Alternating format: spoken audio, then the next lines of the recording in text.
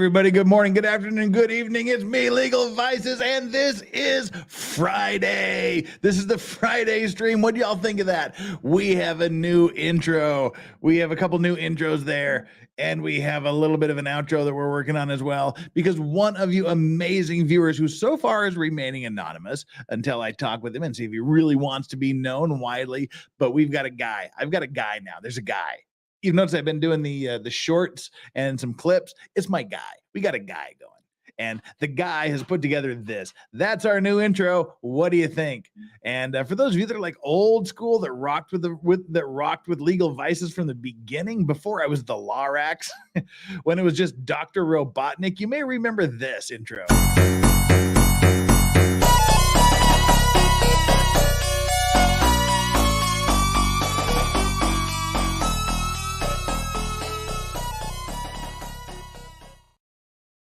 So we've come a long way in the last year, and right now at Tuesday marks the 1-year anniversary of Legal Vices channel. So we're stepping our game up into the next year. We're stepping our game up for year number 2.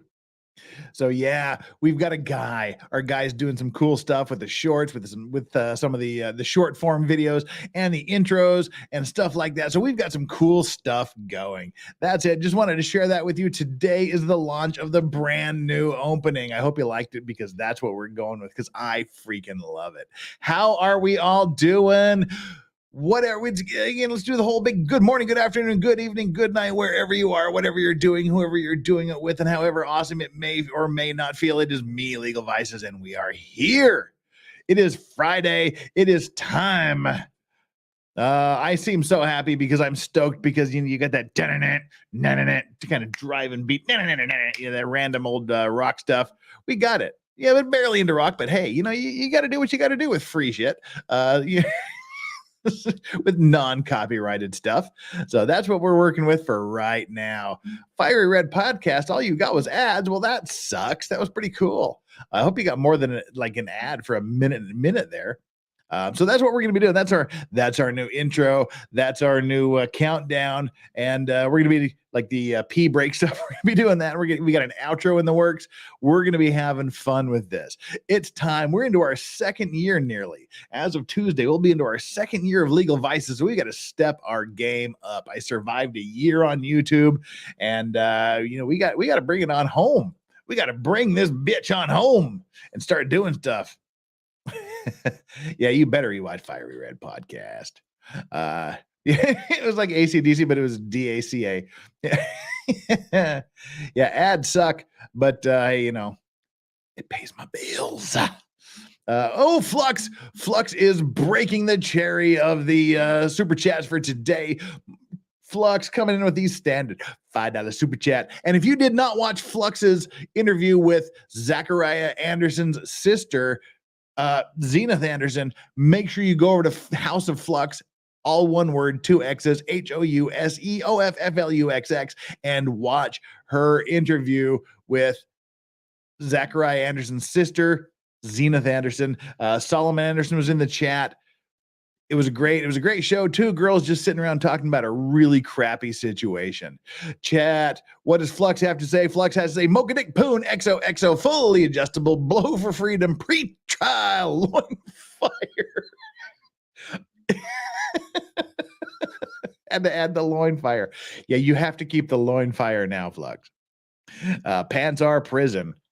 Yeah, unfortunately, we got like light shorts on now. We have to wear shorts all the time because accidents do happen.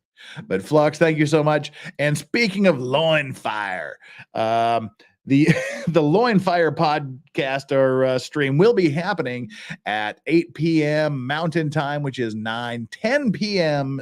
Eastern Time. 11 p.m. here in Korea and 1 p.m. UK time.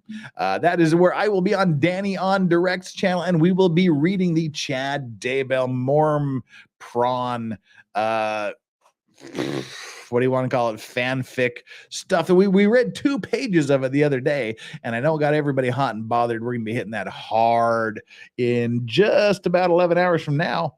So stay tuned and check out Danny on Direct's channel for that. Danny on, she says she's listening to us as we go, but hey, if you're there, Danny, we'll see you soon. for the Chad Daybell erotic fiction. But that's not what we're doing here today. What we're doing here today is something even more interesting. Well, maybe not more interesting. Well, it is more interesting, not as salacious. But we're doing something here today. But before we get to that, we have to talk about bass. Bass, the fish bass, bass fish, or bass, or it could be a bass fish shaped like a bass. Welcome back. All right, now what just to an happened? ABC Stop. 10 exclusive All right, interview with the lawyer. Hang on a second. My stream was possessed by Satan. My stream was possessed by Satan. We have to cast Satan out of my stream today. What are we going to do? How are we going to cast Satan out of my stream?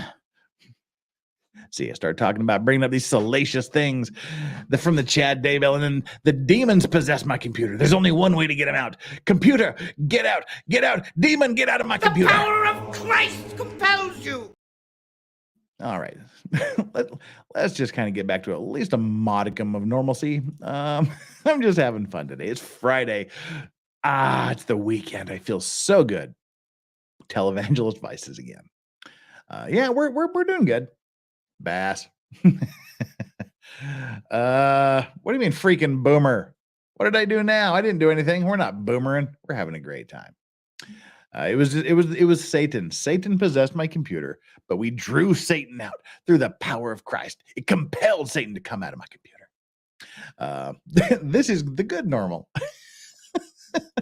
All right, what do we got going today? Let's do the back of the house stuff. Let's get the house cleaning stuff done. I was very, very impressed with cleaning lady today because why?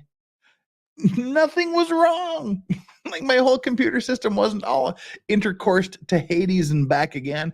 Everything was great. The cleaning lady didn't discombobulate anything. So we have Doggo Cam there. We're on our way. How far are we along? Oh, we're almost $10 into the Doggo Cam. So Doggo Cam is set. It's already locked and loaded. We've got that for the bonus. Once we reach the $100 mark, the bonus Doggo Cam gets released. Cleaning lady did a darn good job today. Didn't screw any, no broken alcoholic glassware, nothing. The computer is exactly the way it was meant to be. Everything set up nicely. I set up nicely. I have nobody to blame for anything. So it's a great day and I'm feeling awesome. When do you get a Miller Hats promo code? Oh my God, the people at Miller Hats, man, most of the hats that you see me wear come from two places. The cowboy hats, all of the Western style hats come from millerhats.com, an amazing Texas company with some of the, all of my Western style hats have come from millerhats.com for damn near 20 years. My flat caps, they come from Aran Sweater Market in Ireland. And the baseball caps just come from wherever the hell they come from. But yeah, Miller Hats, guys, come on. If somebody in my chat said that they knew somebody or their family was involved in the Miller Hats business. Miller Hats people, you need me to rep you. Come on. Just all I ask is one new hat every quarter. That's all. Every 3 months, just send me a new hat. I don't even care what hat it is. Just send me one. That's all I want. I don't want your money. I just want your hats. All right. Flux. Oh, Flux has boosted the Doggo Cam to the $90 Doggo Cam. Hang on here. I got to close that out and open this up. Boop. All right, there we go. No one started on time today. I had to spend the last 2 hours listening to Crowder BS. That dude is a piece of work. LMAO. Oh, the whole Crowder shit that's going on. Come on. I don't even care. They're getting a divorce or there are divorced. I don't even know what the status of the divorce proceedings are. It's a couple breaking up. They're involved in a shitty custody battle. People that are in that, they shouldn't be posting anything about their relationship online. I don't care. It doesn't matter. It's up to them. You can't judge everything by one released video by an embittered person. Maybe he is a piece of shit. Maybe he's not. I don't know. I don't care. It's not my deal. It's between the two of them, but it is a crappy deal that she puts that stuff out online, that she says, oh, this is what it is. This is how he is. And just releases one thing. She doesn't show what she's doing. She doesn't show how she talks to him. It was a setup. Maybe that is the way he is. Maybe it's not. We don't know. And it's none of our damn business. I can't stand this Crowder BS. I can't stand any of the Tim Pool BS that's going on. I can't stand any of the Eliza Blue crap that's going on. It's stupid. It's horrific. It's ugly. It's none of my damn business. That's what it is. And I pity the people that have to listen to this crap or choose to listen to this crap. Ugh. Yuck. That's what I think of all that. Exactly. I don't judge. I wasn't part of it. Didn't get to hear both sides of the drama. None of my business. See, I can listen to that in one way. I can listen to it from one perspective and go, yeah, Steven Crowder is a flaming pile of dog turd because he's this abusive, to his spouse, to his pregnant spouse. Should you treat a spouse differently whether she's pregnant or not? I don't think so. It's like, oh, he's a piece of crap because he did this. But on the other hand, I can go, okay, this is a wife who's just not listened to her husband and she's berating him and belittling him his entire life. And he's just like, hey, look, I'm done. But we don't know what it is. I don't care what it is. It means nothing to me. It doesn't affect my life in any way. And ugh.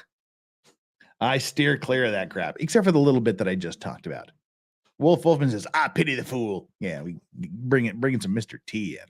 Yeah, exactly, AP. Who cares? It's between them. I'm a businessman. I don't talk about stuff that affects me, but what Crowder does, what Poole does, it affects me in like nothing. Not me. As the Polish or want to say, to paraphrase the Polish, not my circus, not my monkeys. That's all I got to say about the shabusiness. Oh yeah, I'll be a shabusiness man. All right. Again, back to the house cleaning stuff. Not my house cleaning lady, but like the channel house cleaning stuff. We've got some stuff here. We got our like and subscribe poll. The likes continue to fall because YouTube, screw you, YouTube. But I love you because you give me a platform, but still screw you. We dropped like 30 subscribers over the last 2 hours, but whatever. We're just worrying about subscriptions. We'll get back up there. It'll balance itself out. It'll work itself out one way or the other. No big deal. But please, if you haven't hit that like button, please do hit the like button. Hit the subscribe button. If you have subscribed, make sure you're still subscribed, and then go over here and take our poll. I wonder if I can wave my arms around a little bit more, because that's not distracting at all, is it? And as you noticed, the reason I was 2 minutes late-ish was that I had forgotten to set up our poll. But I set up our poll on the fly, lame as hell, but here it is for today. OMG, I forgot the poll. Like and subscribe because 1, Judge Manning is the boss. 2, Camille Vasquez is a law goddess. On the same par as Danny on Direct, Lawfrodite and her little cult.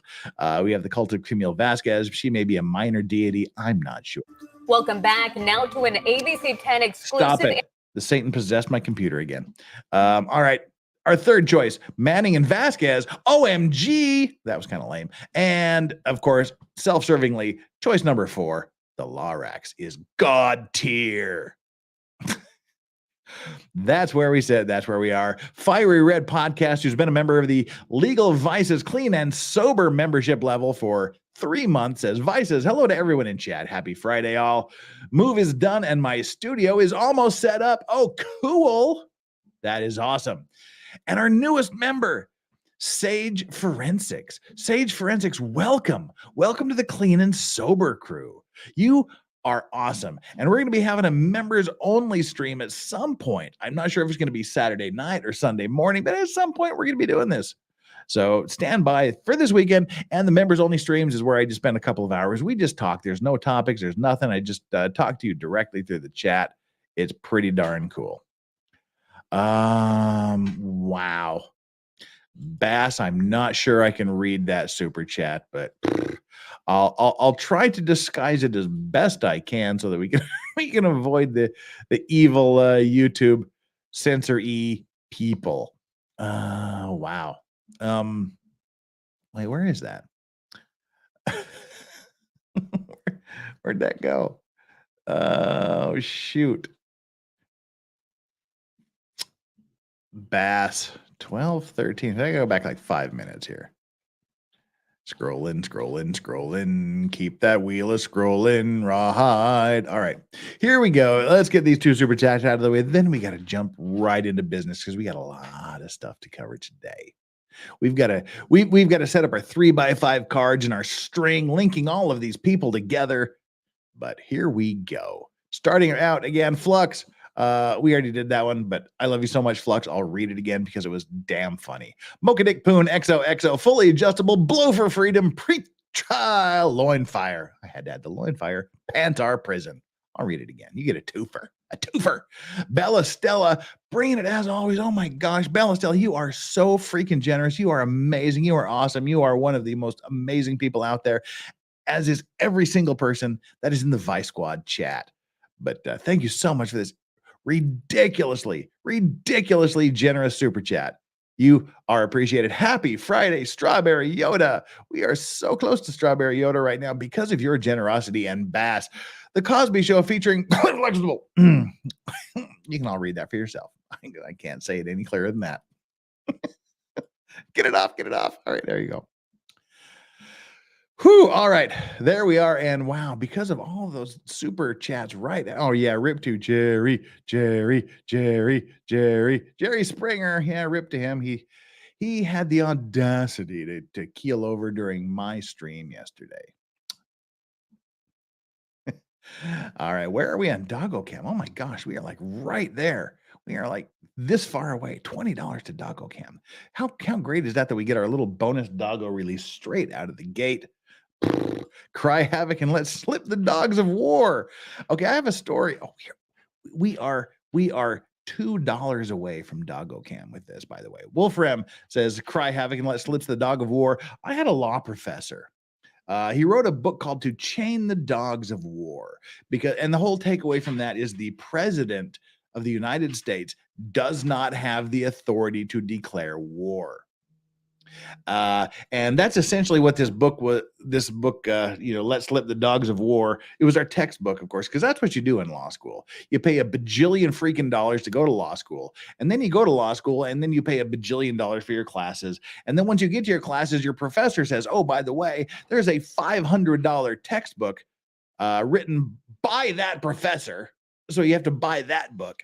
Like, I had Boyce, Professor Boyce was one of my deals, and we had to buy the $435 book, I believe it was, which was, Boyce on Evidence or something like that. But that's what you do.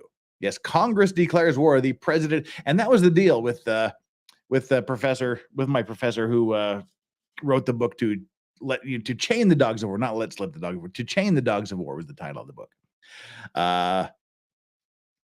His class, we were talking to like the upperclassmen.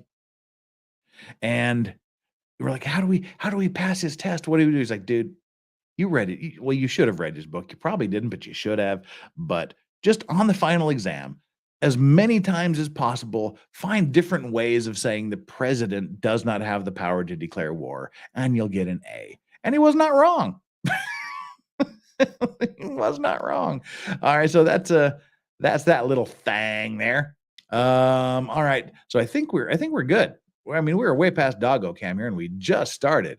So let me get through these super chats. We will release the hounds, and then we'll start with this interesting connection between Camille Vasquez, Johnny Depp's lawyer, our favorite streaming judge, Judge Alex Manning, and a Sacramento Kings basketball player. So. All right, let's read through these. Jillian and hounds, not grounds, hounds. I like that. Flux, release the hounds. Music and fiction. Thank you so much for your super chat. I got paid. You get money. Oh, I love payday. Yeah, you guys rock for payday. You helped me through class action lawsuit claims filing reviews. Oh my God, that sounds terrible. That's why. Here's your Yuzu Soju money, the Yuja Soju money. Dean Kovacs throwing the Canadian $2.20, which I believe is about 3 cents American. Just kidding, Dean. Dean, all the way from America's Hat, Canada. Appreciate that. Wolf, cry havoc, let's slip the dogs of war. You get a twofer as well. American Dreamer, hello from Kansas City. Well, hello, Kansas City. One of my cousins taught at the university there in Kansas City, in the medical school. Wolfram, the dogs of war for redecorating. Yeah, if you saw the short or if you saw the beginning of yesterday's stream, you saw that my dogs decided to decorate my house yesterday. Poor cleaning lady. She had a little bit of extra work to do. All right, I think welcome back. Okay. Oh, the clever little people, they possessed my computer again. And to catch us up here, free the doggos pre-trial. Oh, yeah, Zarina. Thank you so much for that super chat. All right. This brings us up to date, which means we must do one important thing. which is I've done this. We need to do, first of all, we just need to get rid of that nonsense because we are already there, and we need to hit the button. Frank, where's the button? The hounds have been released. Well, one hound, Yoda's sleeping on the sofa. Once we start the video, I'll go roust Yoda from his sleep and bring him in here and force him to dance for his money. Dance for me, dance for me, dance for me. Anyway, yeah, we'll force Yoda to get on the pole and earn his money. Okay, so what are we doing here today? We've wasted 21 minutes of your life with all that pre-trial nonsense. With the pre-trial nonsense, I'm going to have to put this in the video description somewhere, that if you really want to get to the meat and bones of the video, you got to skip the first 20 minutes of the stream. Thank you so much for putting up with all this nonsense I just put up with. And thank you for the generous super chats that unleashed the hounds of war right out of the gate. That's pretty darn awesome. We're at the end of the month. We're finishing strong. But what we want to talk about today, is there is a link. We all love Camille Vasquez, obviously, because she did such an amazing job as one of Johnny Depp's lawyers during his entanglement with Amber Heard. So there's Camille Vasquez, lawyer extraordinary, amazing up and coming lawyer who earned her stripes and became a partner of her law firm by virtue of the amazing job she did during the Johnny Depp trial. She's gorgeous, she's beautiful, she's intelligent, she's an amazing lawyer. She's got a legal mind that will not quit. There's her, and there's Judge Manning. Well, we know Camille Vasquez. You know, she's out there in Los Angeles land, in that area. I believe she was in Los Angeles. She wasn't a part of the Virginia team. I believe she was in the Los Angeles team. But anyway, she's not in Fulton County, Georgia, where Judge Alexandra Manning is. Alex Manning is one of the greatest judges ever. And those of you that try to start drama by thinking I'm slagging, come on, we talk. Law tubers talking. Those of you that thought I was people somehow got the idea that I was slamming Judge Manning during our trial where we were watching Judge Manning stuff the other day. Judge Manning is my spirit animal. I love Judge Manning, and I would never, ever, ever say anything bad about Judge Manning. She is the boss. Judge Manning from Fulton County, Georgia. Do not stop in Fulton County. Buy snacks. Do not get a flat tire in Fulton County. That Judge Manning is somehow related to Camille Vasquez. Well, that's what we're going to be talking about. And we're also going to be talking about a Sacramento Kings basketball player. So, yeah, I know. I would never say anything bad about Judge Manning. She is my spirit animal. So here's where we're going to start today. We're going to start with this interesting little tidbit. This is a news story, a news item that's going to set the It's gonna set the scene for what's happening here, and it's an exclusive. Welcome back. Now to an ABC 10 exclusive interview with the lawyer representing Sacramento Kings player Richaun Holmes, who has filed a defamation lawsuit against his Sacramento Bee newspaper opinion writer, the newspaper's owner, and his ex-wife over a series of articles about the player's custody battle for his 6-year-old son. His attorney, Camille Vasquez, says Holmes is seeking damages for emotional distress, damage to his reputation, and potential lost income. So what we have here is Richaun. Richaun here, he has a 6-year-old child. He's supposed to have had custody of his child, but his ex-wife, she took the child away from him and basically ran off and was spouting stuff about Richaun here. So Richaun, and it was published in the Sacramento Bee newspaper. So it was published in the Sacramento Bee, and he filed a defamation lawsuit against his ex-wife and the Sacramento Bee for talking crap about him. And he hired Camille Vasquez, who made her name representing Johnny Depp in his defamation lawsuit against Amber Heard. So this is Camille Vasquez representing Sacramento Kings Richaun. Named so publicly in his hometown paper has been incredibly damaging for him. Speaking exclusively to ABC 10, attorney Camille Vasquez says her client, Sacramento Kings center Rashawn Holmes, suffered emotional distress over a series of articles published by the Sacramento Bee. The articles, still accessible online and written by opinion writer Robin Epley, publicized details around the bitter custody battle between Holmes and his ex-wife over their 6-year-old son, RJ, and allegations of domestic violence. Holmes was granted full custody of his son in April last year. He's a devoted, wonderful father to RJ, and it's our honor to represent him in this fight. The Bee reported Friday that Holmes filed a defamation suit against the newspaper's owner, the opinion writer, and his ex-wife. Yeah, so this is the thing. He had custody of his child. She had visitation rights. Apparently, during one of the visits, she ran off with his child. And I think child custody things, divorces, are horrifically bitter things. But I don't care if you're a woman who takes the child away from a husband, or a husband or an ex-husband who takes the child away from your wife. If you are preventing a parent from seeing that child in violation of a court order that was issued in the best interest of that child, you are an evil human being. You are evil. You should not keep a child away from a parent who has a legal right to have visitation with that child or has custody of that child, regardless of what you think. The family court system is a horrific place to begin anyway. A horrific place to be. Family courts they're traumatic places for everyone involved. And when you have custody of your child, but your ex-spouse has visitation and that person just takes off with the child, you're walking on some pretty darn dangerous ground there. To deprive someone who has a relationship with that child, a legal right to have custody of that child, of the custody that they have the legal right to have, you are treading on some pretty horrifically evil, dangerous ground. And that's apparently what's allegedly happening here, because Rashawn Holmes, Sacramento Kings number 22, has filed this defamation case against the Sacramento Bee for publishing the article and his wife for making the allegations.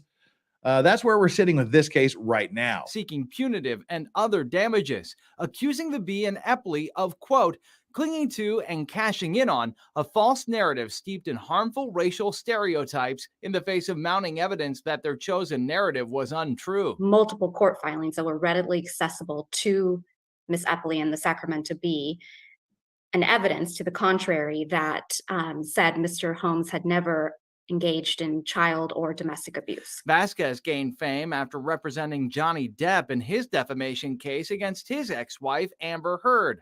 She says opinion articles can still cause damage to someone's reputation. Just because they're printed in necessarily, an opinion article, or what we call as the editorial board, that doesn't mean that you can defame someone.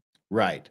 And ABC 10 reached out to the attorney representing the Sacramento Bee, Carl Olson, who told us, quote, I think that the Bee's coverage was fair and a fair and true report of judicial proceedings and was protected opinion. That is the story. Well, after a wet winter, driftwood from the fast. We don't care about driftwood.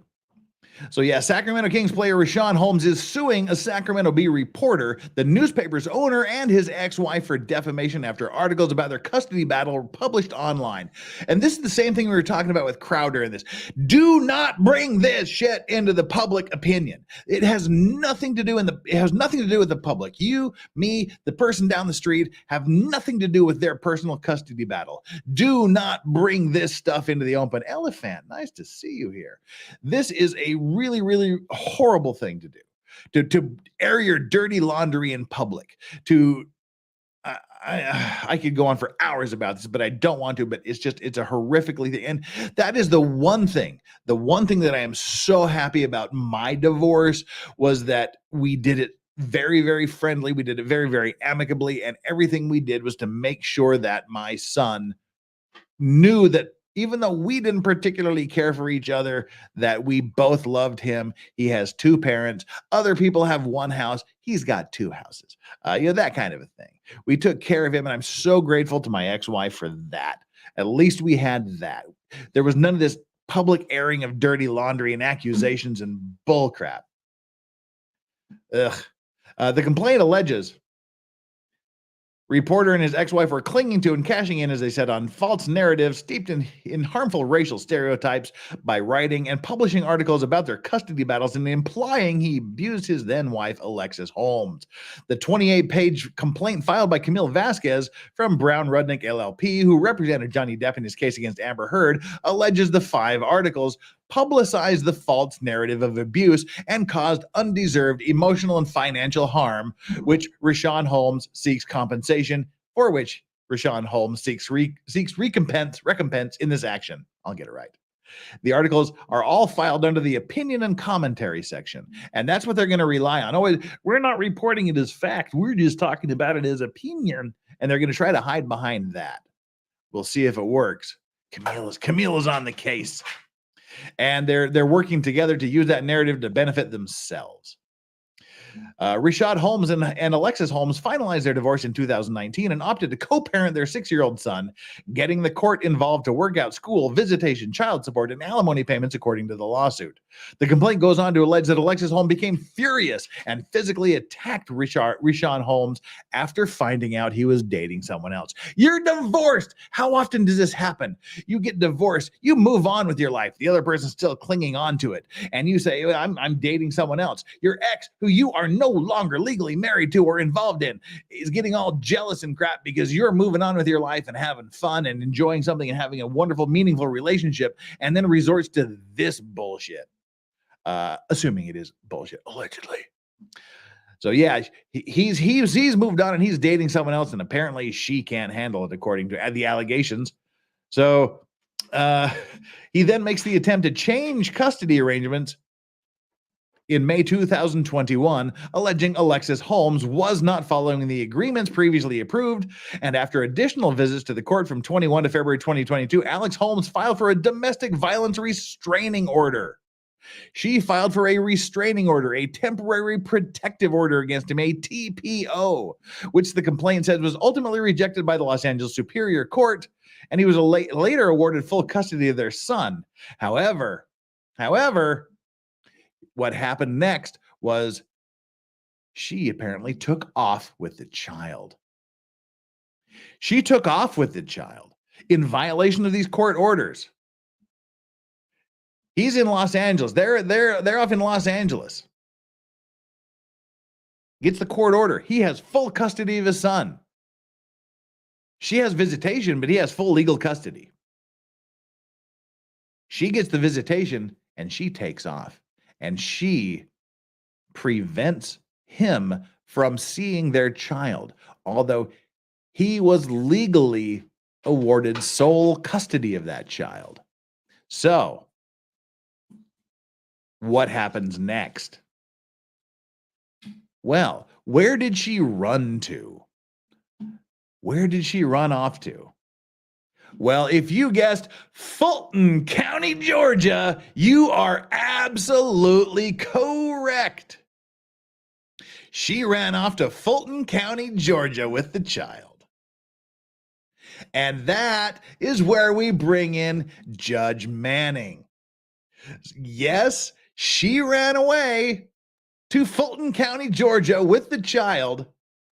And in there, she filed for a temporary protective order against Rashawn in Judge Manning's court. Now, this happened last year. This video has been taken down from Judge Manning's website. She's publishing her hearings now, but this was from a year ago when she didn't do that. But someone, Mrs. Fields Reacts is the name of the channel. The link is down in the description.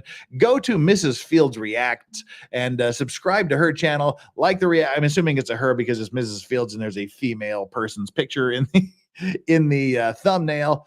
So we'll just go with that. Go to Mrs. Fields Reacts, MRZ Fields Reacts. Subscribe to that, and if you want to watch the the Judge Manning hearing without my input, that link is also down there. So special super thanks to Mrs. Fields for catching this.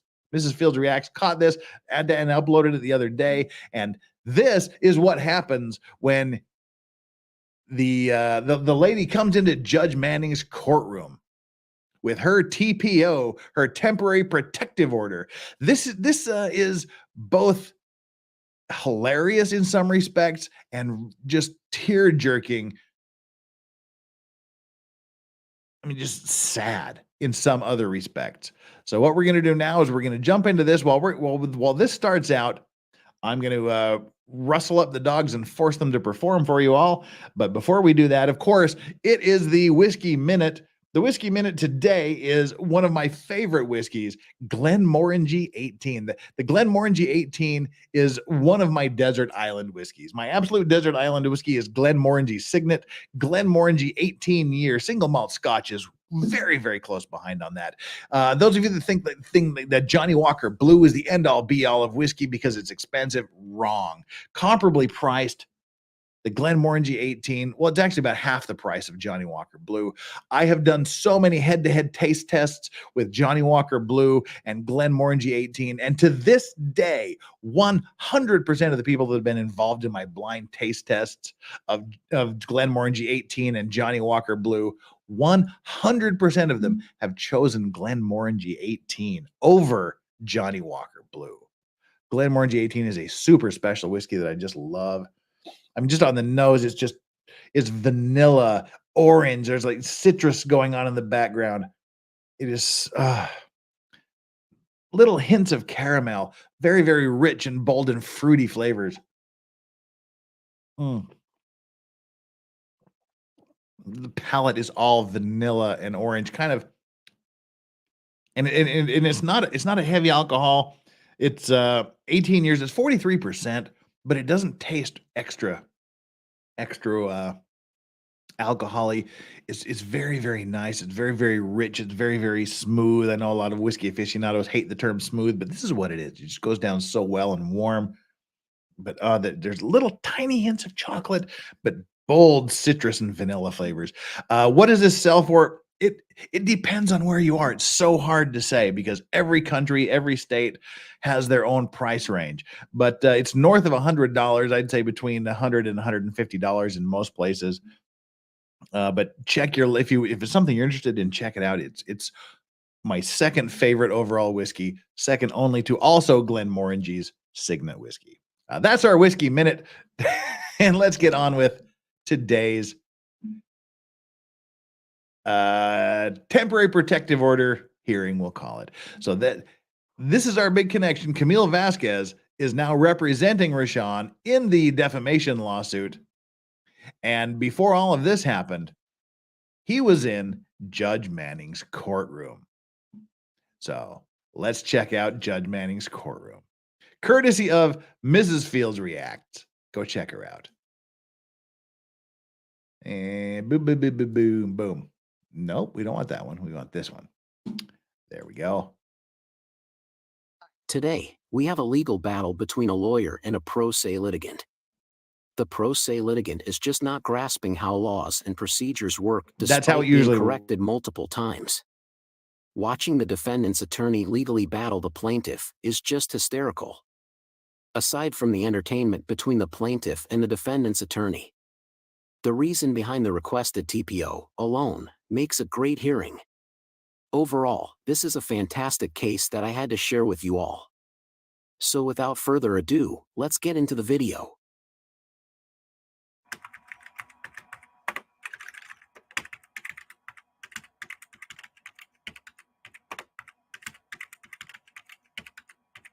So you can hear what Ms. Simpson. All right, we've got the Go ahead, Ms. doggos. Simpson. Okay. Hey, Jessica. So there's Jessica three Reloaded in the grounds chat. on Welcome. which we're seeking dismissal of this case. I filed my motion to dismiss. I don't know if you've had Now, a chance to. I'm sure you read this, but this is Alexis here. This is the ex-wife. She does not have a lawyer. She is pro se, whatever you want to call it. This is Rashawn, Sacramento Kings, number 2022, and his lawyer, Margaret Simpson. and they're going to be arguing this temporary protective order for the next hour. Read that, Judge. But okay, so the first ground is that this court lacks jurisdiction. Second, this matter has already been litigated and adjudicated twice in California. And third, my client was never properly served with a copy of the petition in this case. On the jurisdiction issue, this court lacks jurisdiction over my client and this matter because the Family Violence Act provides jurisdiction over non-residents only where the acts of family violence are alleged to have occurred in Georgia. Now, that's an important thing. She's saying that Judge Manning does not have the legal right to hear this case because what has been alleged is this violence, she would only have jurisdiction over this matter if the violence that has been alleged actually occurred in Georgia. And she's saying that the allegations are that it happened in California, not Georgia. So therefore, Judge Manning should not be allowed to hear this case. So it should be dismissed. That's OCGA 1913-2B. My client is not a resident of Georgia. He has never been a resident of Georgia, and the petitioner has not alleged that any acts of family violence occurred in Georgia. The basis of petitioner's complaint is an alleged incident that occurred in California on February 6th. Petitioner alleges that the party's 6-year-old son returned from parenting time with his father, my client, with a bloody knot on his head. Setting aside for the moment the fact that petitioner has no evidence that my client had anything to do with the scratch on the child's head, it is undisputed that both parties and the child were in California when this incident occurred. That alone dispenses with petitioner's claim relating to the child. This court cannot issue a protective order on behalf of the child based on these allegations because this alleged incident did not occur in Georgia. Therefore, this court does not have jurisdiction as to that claim against my non-resident client. The only other allegation of family violence that the petitioner raises in her complaint is that my client allegedly threatened her life, quote, if you leave California. Again, there's no evidence that my client ever made such a threat because he didn't. But again, you don't need to decide that question, Judge. You only need to determine the threshold question of whether such a threat would constitute an act of family violence that occurred in Georgia. And under both the Anderson and Huggins cases that are cited in our motion to dismiss, it's clear that a communication sent from another state, whether by phone or by email, does not constitute an act of family violence in Georgia. The act of placing the call or sending the email are deemed to have occurred in the state where the communication was sent. And petitioner does not allege that my client came to Georgia to make these alleged threats against her. She doesn't even allege that she was in Georgia when the threats were made. And those are some very important points. Again, the Judge Manning can only take jurisdiction over this case. She can only hear this case if the alleged acts happened in Georgia, but they didn't. They're arguing that they never happened, but even if they did happen, they were alleged to have happened in California, which is not Georgia. So therefore, this is beyond Judge Manning's jurisdiction, and she should therefore just dismiss the application for the temporary protective order outright. Allegedly made. She claims that my client threatened her if she left California. But even if she were in Georgia, the alleged act itself did not occur here, and the court does not have jurisdiction to enter a protective order based on this allegation. So petitioner's complaint should be dismissed for lack of jurisdiction as to both the claim she made on behalf of the child and the claim she made on her own behalf. The second ground on which we're seeking dismissal is that this matter has already been litigated and adjudicated in California. Petitioner filed Okay, this is an interesting question. Fiery Red Podcast says, Jeff, says Legal Vice is not Jeff, but is it normal to argue jurisdiction? I would be nervous as hell to telling a judge what they can do in their court. No, it is very, that is a basic primary argument you make. When you make the application, you should, as part of your application for whatever order, as part of your complaint for whatever lawsuit, you should state very, very early on in the document, usually right at the beginning, why this court has jurisdiction to hear this matter. Be saying, under this law, under these conditions, and because of these facts, this is the proper court for bringing these complaints. And there is nothing wrong with going on the other side and saying, under the law, They'd failed to file this case in the wrong court. And judge, we're asking you to tell them that they filed this motion or this application or this lawsuit in the wrong court. And here's the legal basis for why it's not like you can't do this. It's like, essentially you're saying you can't do it, but it's basically saying this is why you don't have to bother yourself with this. They screwed up, so you don't have to deal with it. Please dismiss this case. And yeah, that is a very, very basic thing, is to assert your jurisdiction if you're the complainant and to deny jurisdiction if you possibly can as the respondent or defendant. So that, yeah, this is very, very, very standard, very common, and very much protocol. Zarina says, free the doggos, pre-trial. We love Camille for directly reading the opening statement off of paper. See, that was the thing when I first started watching this Johnny Depp trial. I was highly critical of Camille Vasquez for reading her opening statement. I thought, oh my God, this is going terribly, because she's reading the opening. She has the papers in her hand and she's walking around the court reading it. I thought it would be disastrous, but she pulled that right out of the fire. And she did an amazing job. And those of you that watch my O.J. Simpson trial, the Barry Scheck cross-examination of Dennis Fung we've been watching for the last 15 weeks is one of the greatest cross-examinations in history. And I think, not lying, Camille Vasquez's cross-examination, of what's-her-face, Amber Heard, was close to, it was a very, very good, powerful, effective cross-examination. It was textbook. It was great. Iki Varnas. Ike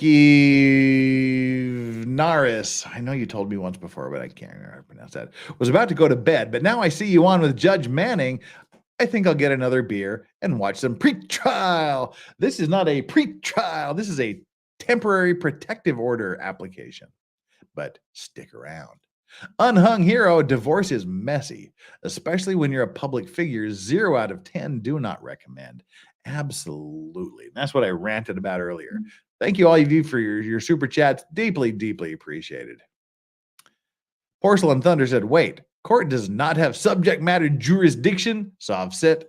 Well, she is representing herself. No, she's not a soft sit. She's just made the fatal error of, well, not necessarily fatal. She's probably fatal from the beginning, but she made the mistake of representing herself. And I think the second mistake she made is that hairdo. That do is some serious business going on there. And one more super chat before we jump back into it. Nick Campbell, thank you so much for your Bruichladdich Black Arts Lefroy Glore Fund, so you can taste the best whiskeys ever made. I'll tell you, the Bruichladdich Black Arts, that is a fine whiskey. I have an unopened bottle of Bruichladdich Black Art, and I'm not going to open it until I get a replacement bottle, because that is truly an amazing whiskey. It's ridiculously expensive, but it's worth every penny.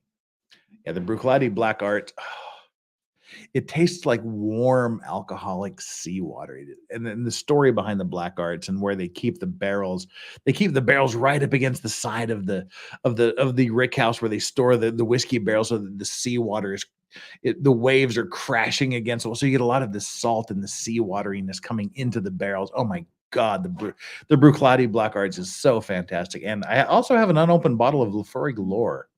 I should open that. That is so good. Yeah, the Lefroy Glore is also just amazing. Thank you, Nick Campbell, for that amazing super chat. And you are not wrong in saying that the Bruichladdich Black Arts and the Lefroy Glore are two of some of the best whiskeys ever made. They are all, both of those are in my top favorite all-time whiskey. Absolutely correct. Thank you so much for that. That was like the second whiskey minute we did. All right, let's get back. A request for domestic violence restraining order in Los Angeles County on February 9th, based on the same allegations regarding the child having a scratch on his head on February 6th.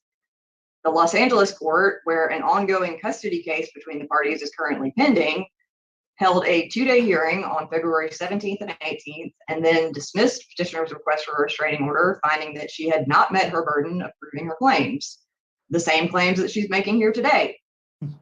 Undeterred by her case being dismissed, petitioner refiled her request for a domestic violence restraining order in Sacramento County on March 9th.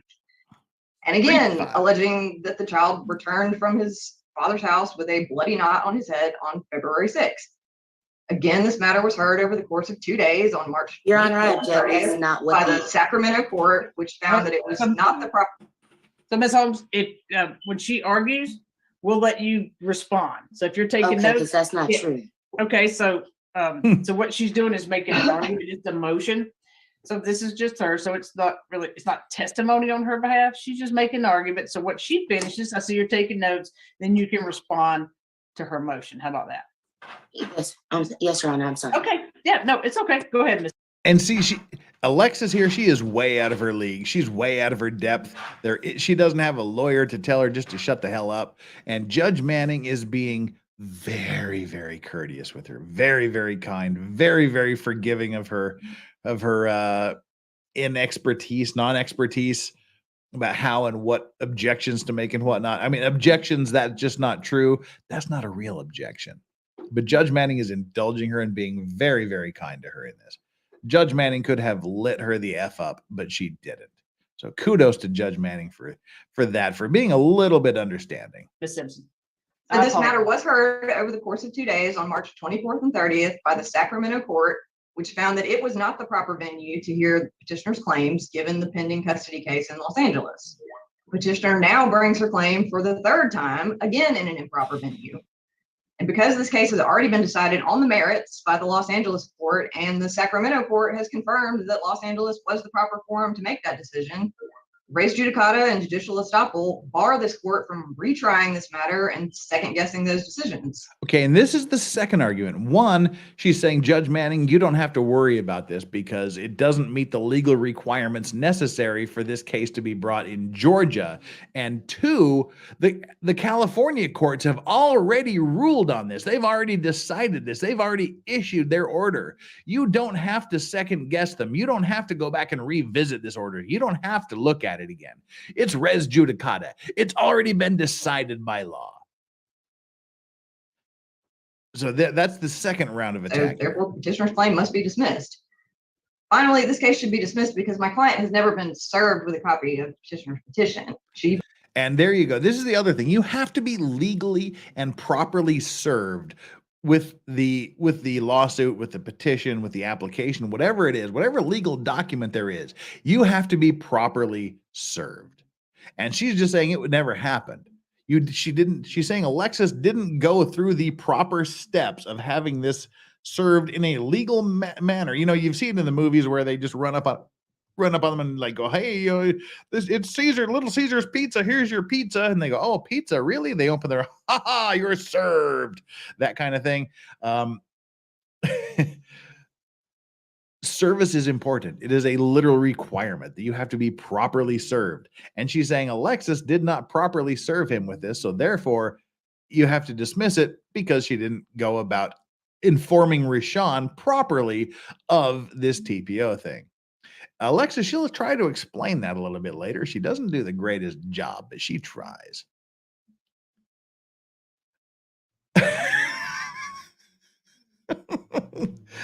Magician Sapphire says, wait, is his lawyer named Marge Simpson? I can't say no. It is Margaret Simpson. I'd never thought of that, but thank you. Yes, his lawyer is Marge Simpson. Pappy, thank you so much for that super sticker. Deeply, deeply appreciated. See, I'm so glad. But the question is there Mansera? Am I going to regret Googling this? I don't know what this means. Even though they used a condom. Wow, I'm going to regret Googling this, aren't I? M-A-N. Oh, God. Why are you doing this to me? You're going to make me regret this. S-E-H-R-A. It's a city in Pakistan. Whatever you mean, you probably don't mean is there a city in Pakistan, even though they use a condom. So I don't even want to know what you meant, but thank you so much for the super chat. And Nick Campbell, the Lefroy Glore is the only whiskey I shared with people saying, you may have a single sip, no more. Well, I understand that. And I usually tell them they're going to hate it because it just tastes like old people, Band-Aids, and iodine. I tried to dissuade them from it. But yes, there you go. All right, everybody, let's jump back into this. Failed to serve it on him. She only served him with a copy of the ex parte order. He has been able to obtain a copy from the court, but service has not been perfected in the court. Oh, mens rea. That's what you were talking about. Okay, that is mens rea. That's how it's spelled there in the chat. Sorry. It's Latin.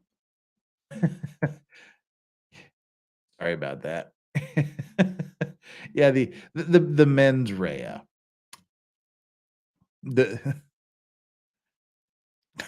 Sorry about that. Yeah, it's it literally it's Latin for guilty mind. Did they have the guilty mind? Sorry about that. OMG lol. Well, I'm sorry. Just like I was I was reading it. I don't expect people to know Latin, but yeah. The mens rea. Got it. All right. Sorry about that. Cannot enter a 12-month protective order without service. Now, we obviously want to be heard on our motion to dismiss, but we're not waiving the defense of lack of service. So in closing, I just want to note the real reason that we're here, if it's not already obvious. Petitioner is desperately seeking a way around the custody orders issued by the Los Angeles court. The custody case in Los Angeles is not going her way, and she is abusing the court system in an effort to get her way. Petitioner has been ordered not to remove the child from California while the custody case is pending. And now that her alimony has run out, she wants to move with the child to Georgia, and the Los Angeles court has denied her request to do so. So see, this is where we're starting to get into it. She wants to move to Georgia, but the LA court said, no, you can't move to Georgia with the child because the father has custody and he's in Los Angeles or he's in Sacramento. So she took off with the child. Allegedly. Yeah. She's looking for a way around that. A psychologist has been appointed as the custody evaluator in the Los Angeles case, and he's been conducting an investigation. The case will be going to final trial there later this year, but petitioner doesn't want to wait for that trial. She's already absconded to Georgia with the child multiple times. She's forum shopping, trying to find a court that will let her circumvent the orders of the Los Angeles court. And see, this is Margaret Simpson basically saying that Alexis kidnapped the child. And this is important. The most recent order from the Los Angeles court, the same court that heard and denied petitioner's first request for a TPO, that order awards my client sole physical and sole legal custody of the child. Petitioner is awarded supervised visitation. Petitioner was ordered to deliver the child to my client on April 22nd at the Sacramento Police Department. And the order provides that if she fails to deliver the child, the Los Angeles District Attorney Child Abduction Unit is appointed to locate the whereabouts of the child, take possession of the child, and deliver the child back to my client. See that, I mean, again, that is important there. That is serious stuff. She's saying he has physical custody. She has supervised visits, which means that when there's something that she did, there was some reason why the judge said, you can see your child, but you can only see your child if you are being supervised by usually a CPS worker, a child protective services worker, or somebody else, while someone is watching you play with your child, or checking in on you, whatnot. And they said that she was required to deliver the child back to him at a certain date and location. And if she doesn't do that, then basically the kidnapping police find her and bring her back in. That's what Margaret Simpson is saying. She's basically saying that Alexis kidnapped the child. Petitioner failed to deliver the child on April 22nd. Instead, she went on the lam with the child and 3 days later filed her petition in this case. So she and the child are currently in hiding. She has been withholding the child from my client since February 23rd, despite the valid court order granting my client sole legal and physical custody. He's not been able to see his son in over 2 months.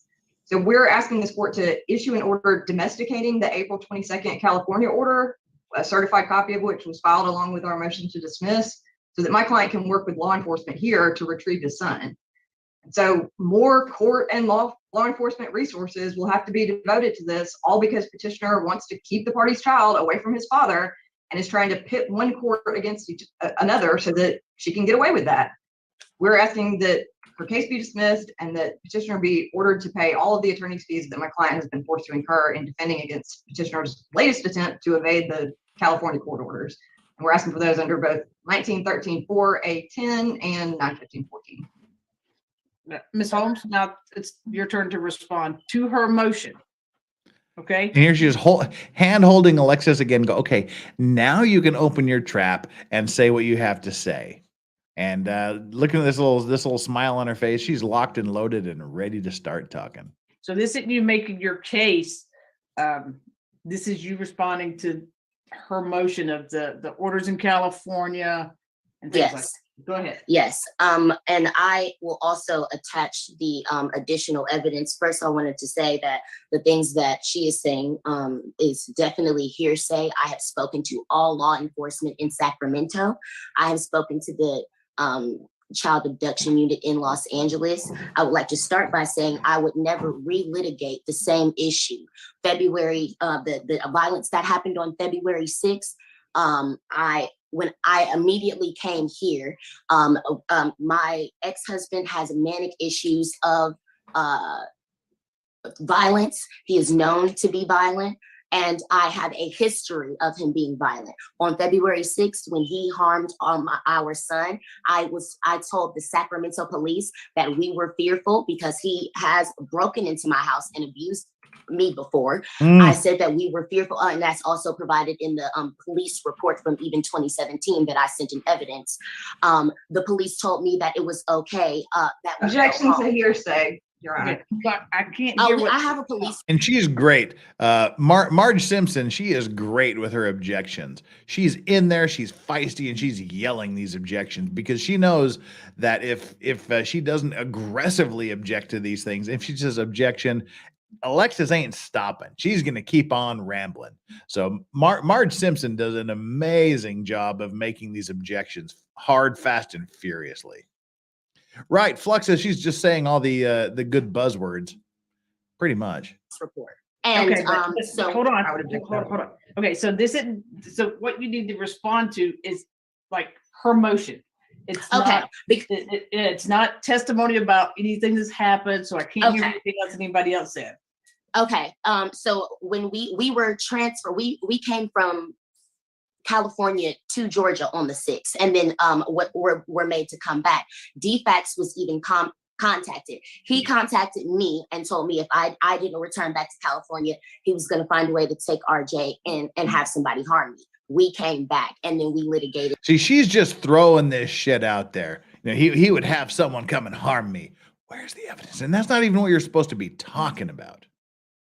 That's not what you're supposed to be talking about. But what we should talk about real quickly here is Jessica Reloaded has gifted 5 Legal Vices memberships.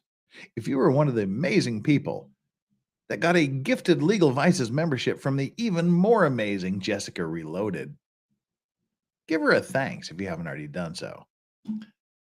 Jessica Reloaded, you won't pop into her channel. Check out Jessica Reloaded's channel. She's awesome. She does some fun stuff, and one of these days she'll have me back on when I'm worthy. When I'm worthy, to enter her courtroom, to her courtyard, I guess, and to participate. Now, Jessica Reloaded is awesome. Go check out her site and give her a big thanks if you got one of those 5 gifted memberships. And let's see what else do we have here. It's in your damn intro, Jeff. I know. I was like mens rea. That's not how it was spelled, but we worked it out. We worked it out. Ike Ivnaris Evnar. That's right. Ike. It was Ike Ivnaris, or something to that effect. Finally figured out how to change my name on YouTube. Does Judge Manning only hold court over Zoom? I don't know. She's that's what they stream. She streams, but there's people in the courtroom. They have court appearances. but she does a lot over Zoom. Like all of the jailhouse stuff is done over Zoom and whatnot, but everything else is broadcast, which I like. Go Judge Manning. Bass says men's urea. All right. Thank you so much. And Ocean Away 007 says, I like this attorney. She looks like Andrea. I can see that. She kind of looks like a younger Andrea Burkhart. Not that I'm saying Andrea Burkhart is old. Andrea, you are awesome. You're amazing. And you'll no matter what happens, you're always going to be much younger than me. But in like an even younger, like, yeah, I can see that. Andrea Burkhart is awesome. I haven't talked to Andrea in a while. I'm going to reach out to Andrea. We're going to have her back on. I haven't had her on for a long time. Thanks for reminding me there. All right, let's keep going. There. Los Angeles County does not have jurisdiction over the original violence or any at all, because he doesn't live in Los Angeles County. The only person that is forum shopping to make sure that the violence is heard in a venue that is beneficial to them is Rashawn Holmes. He is an athlete that feels like he is above the law and can get his way. He is on record violating orders. We have final orders that we fought for. The person that is making these orders for as far as the orders for April 22nd, those orders were made after he already threatened to call the child abduction unit in Los Angeles, and I called them first. Rashawn does not live in Los Angeles and never has had a lease in Los Angeles. I used to live in Los Angeles. I've been a resident of Georgia since November. The person that made those orders is a private mediator that gets paid $2,000 an hour by my ex-husband. He is a mediator to the stars, and he is known for giving rich men their way. She is going to harp on this and harp and harp and harp on this. They went into a private mediation, which is basically they appoint a person to handle the problem for them and to reach a mediated decision. And she's like, he gets paid $2,000 an hour, and he's known for giving rich men their way. She harps on this. Basically, the gist of this is the private mediator didn't reach the decision that I liked, so therefore, et cetera, et cetera. He gets paid $2,000 an hour. He's prejudiced against me because I'm a woman. Blah blah blah. Rashawn lied to the Sacramento court. When I did do the domestic violence restraining order on March 9th, I contacted the district attorney's office before I even did so, because and her saying that he hasn't seen Rashawn and RJ in 2 months is not true, because after the 6th, I complied and let RJ go again from the 20th to the 23rd of February. So he returned again after the abuse that happened on February 6th. And when he returned back to me, he said that he was still afraid to go and that his father. Objection to hearsay. Yeah. No, we have CPS workers. I can't hear what they said. You just have to state factual things. Okay, factual things is that my son came home and said that he was. Objection to anything that the child said. Yeah. Okay. So it's like, so what she's talking about are court orders. Okay, so and the court order from March 9th was made after there was more alleged violence based on the things that was said to me by my child. I then took that information to the proper venue. The police in Sacramento told me that. Objection to hearsay.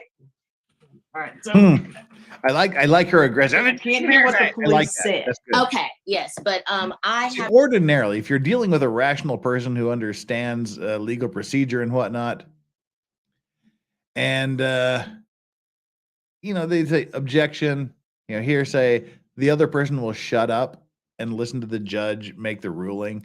But Alexis is having none of it. She just keeps rambling. So good on Margaret Simpson for going, objection, hearsay, like getting in there, just like launching into it to cut off Alexis, which is what should happen. I was under the belief that I had jurisdiction in Sacramento, and so did the judge on March 9th for the additional violence that took place.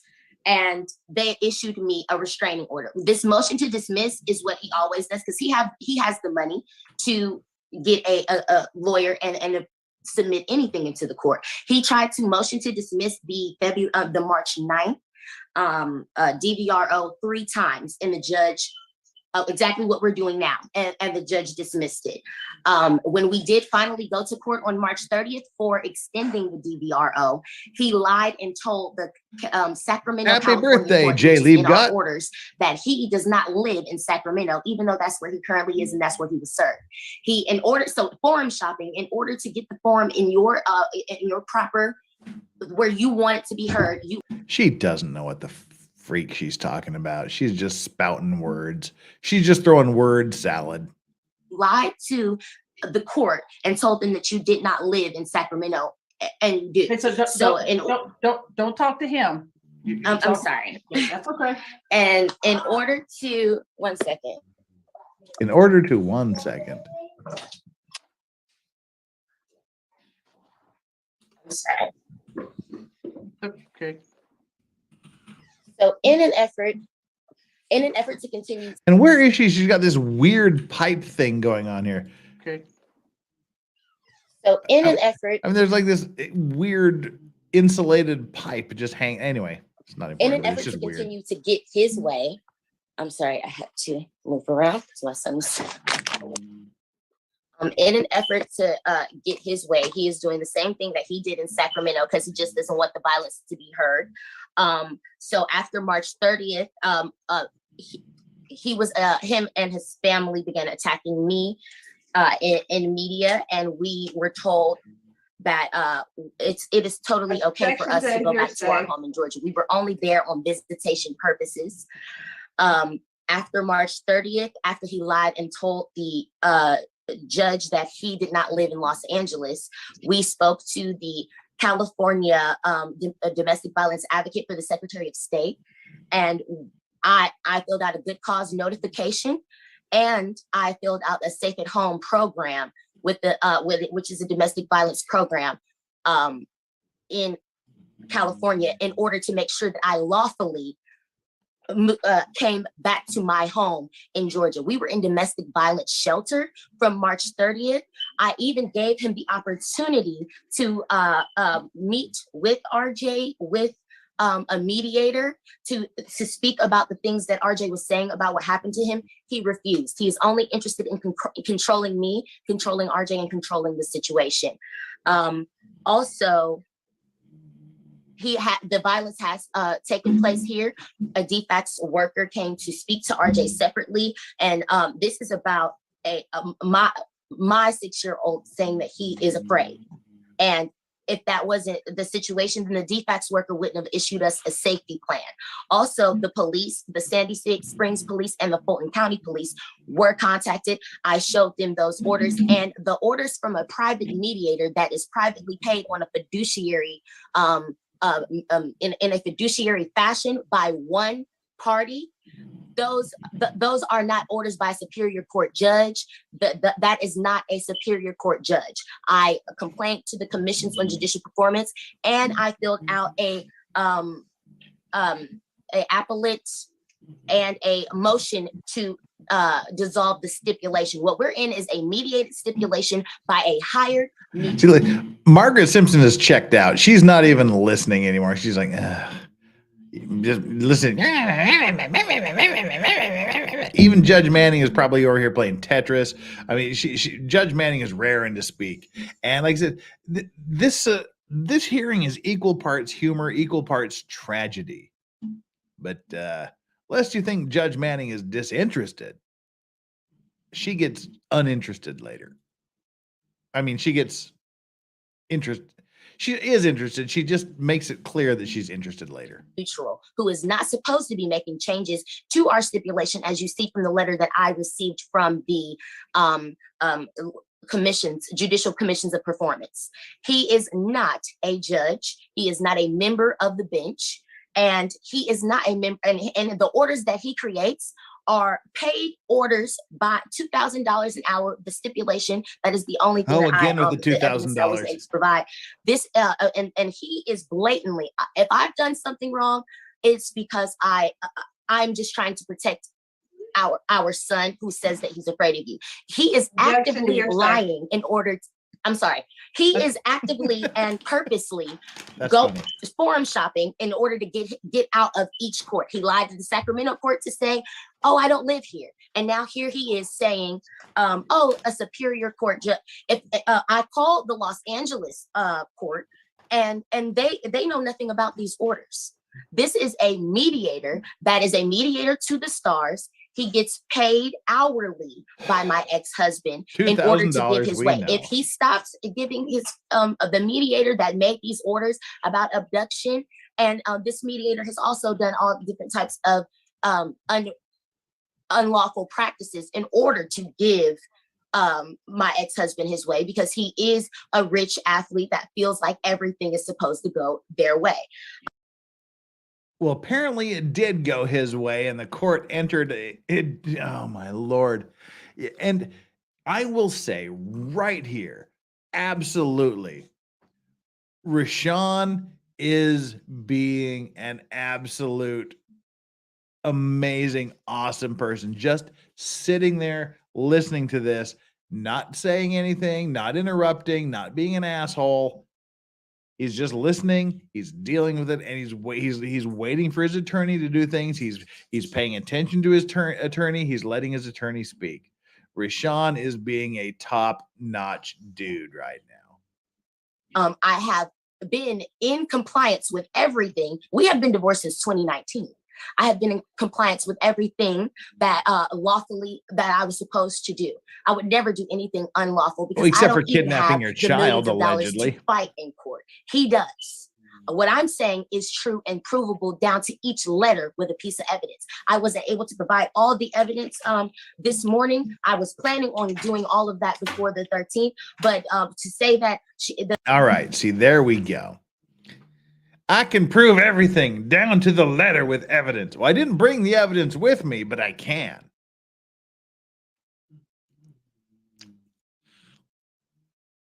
Yeah, see, when you're in court, that's when you present your evidence.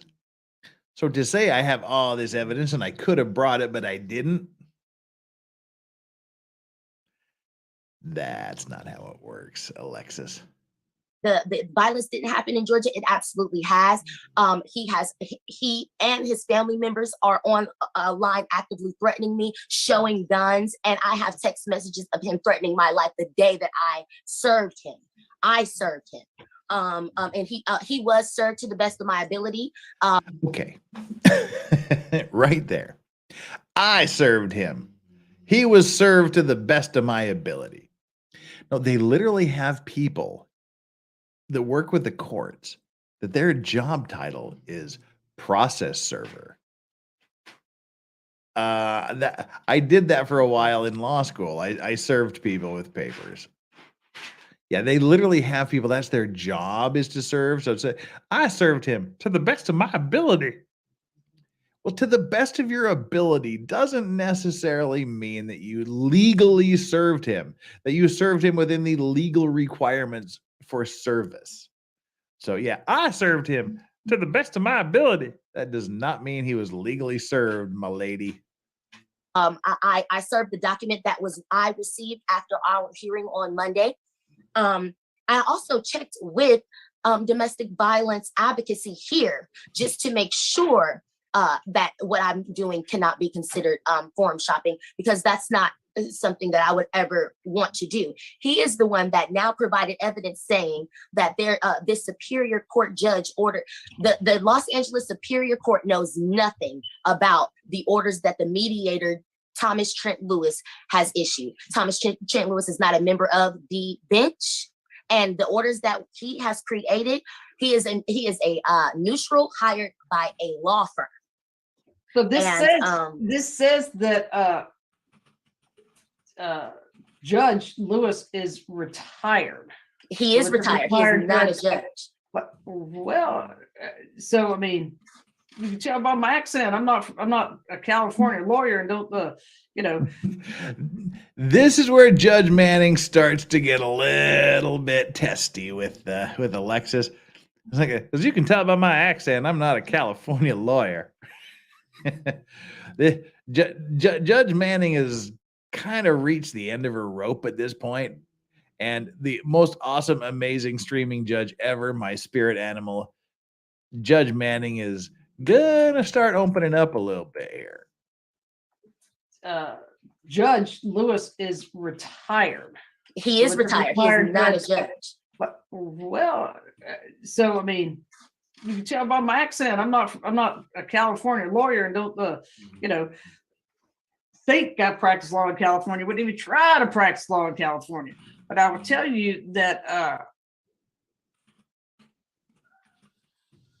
there are retired judges and senior judges here in Georgia that would take some offense to saying that they're not real judges.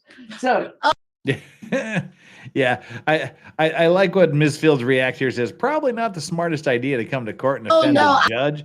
Yeah, saying, oh, he's retired, so he's not a real judge. The mediator was a retired judge, so he's not really a judge. This is Judge Manning very nicely saying, bitch, you cray cray. But I will tell you that there are retired judges and senior judges here in Georgia that would take some offense to saying that they're not real judges. So I'm just I apologize, Judge. Definitely. No, I'm just saying so this I'm speaking in terms of this case. He is not, I'm sure he spent time on the bench. He is a retired judge. Well, that's what I'm saying. And it looks like, so let me kind of get you back on track. All right. If you don't mind, Ms. Simpson. That's funny. Please. Okay. So it looks like these are orders that are signed, that have been submitted. Findings after hearing, federal custody support. They're orders that has signed orders, findings after hearing. They are orders. Sorry, Alexis. Just because you don't like what that order says, just because you think it was unfair, just because you blah, blah, blah, et cetera, does not mean it's not a valid order. And this is Judge Manning laying down the law, saying these are signed orders. These are actual real court orders, regardless of what you may think. This is electronic signature, and it looks like they were sent to a couple different lawyers. Yes. One of these lawyers, yours. So it was on one's January the 3rd. There's another one that was April the 22nd. So tell me, what is it that you have to say about the April the 22nd? Because the way I'm reading this, you correct me if I'm wrong. Because like I said, I like to tell people. Spoiler alert: Judge Manning's not wrong. Spoiler alert. Because the way I'm reading this, you correct me if I'm wrong. Because like I said, I like to tell people. I know when I open my mouth. No, you gotta keep your camera on, Mr. Holmes. Hold on, wait on Mr. Holmes, because we don't know if he's there. He's got to keep his camera on, because this is akin to walking out of my courtroom when you turn your camera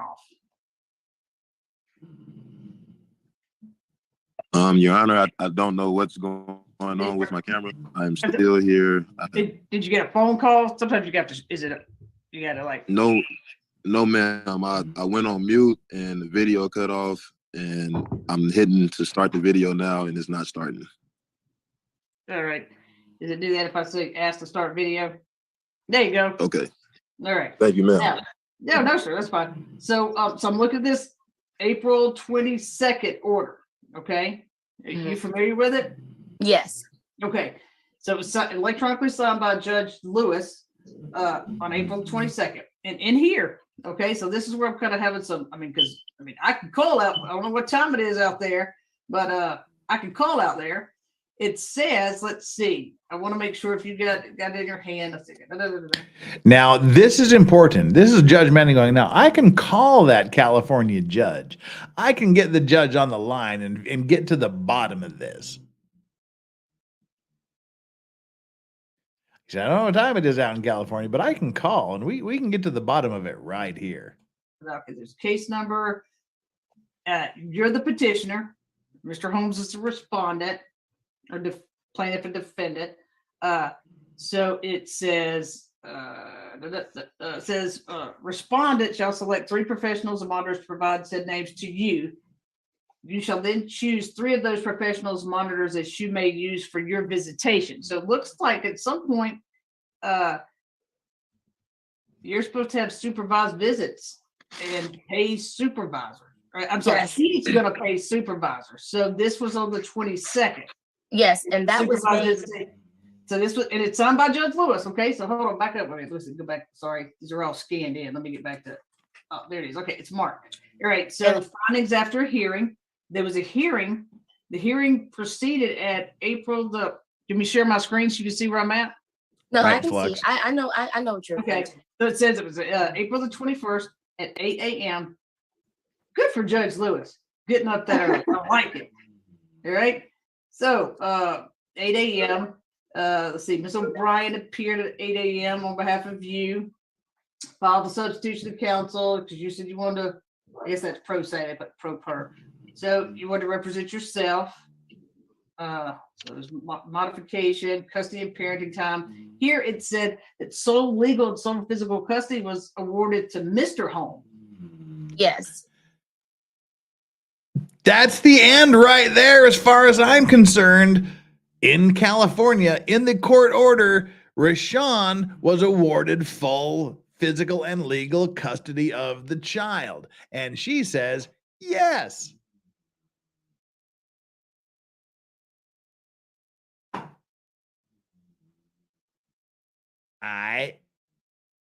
And after I contacted the family, the Stanley Moss Family Court in Los Angeles, and also contacted the district attorney's office in Los Angeles, orders that are made by a private mediator fiduciary, he cannot change our final orders.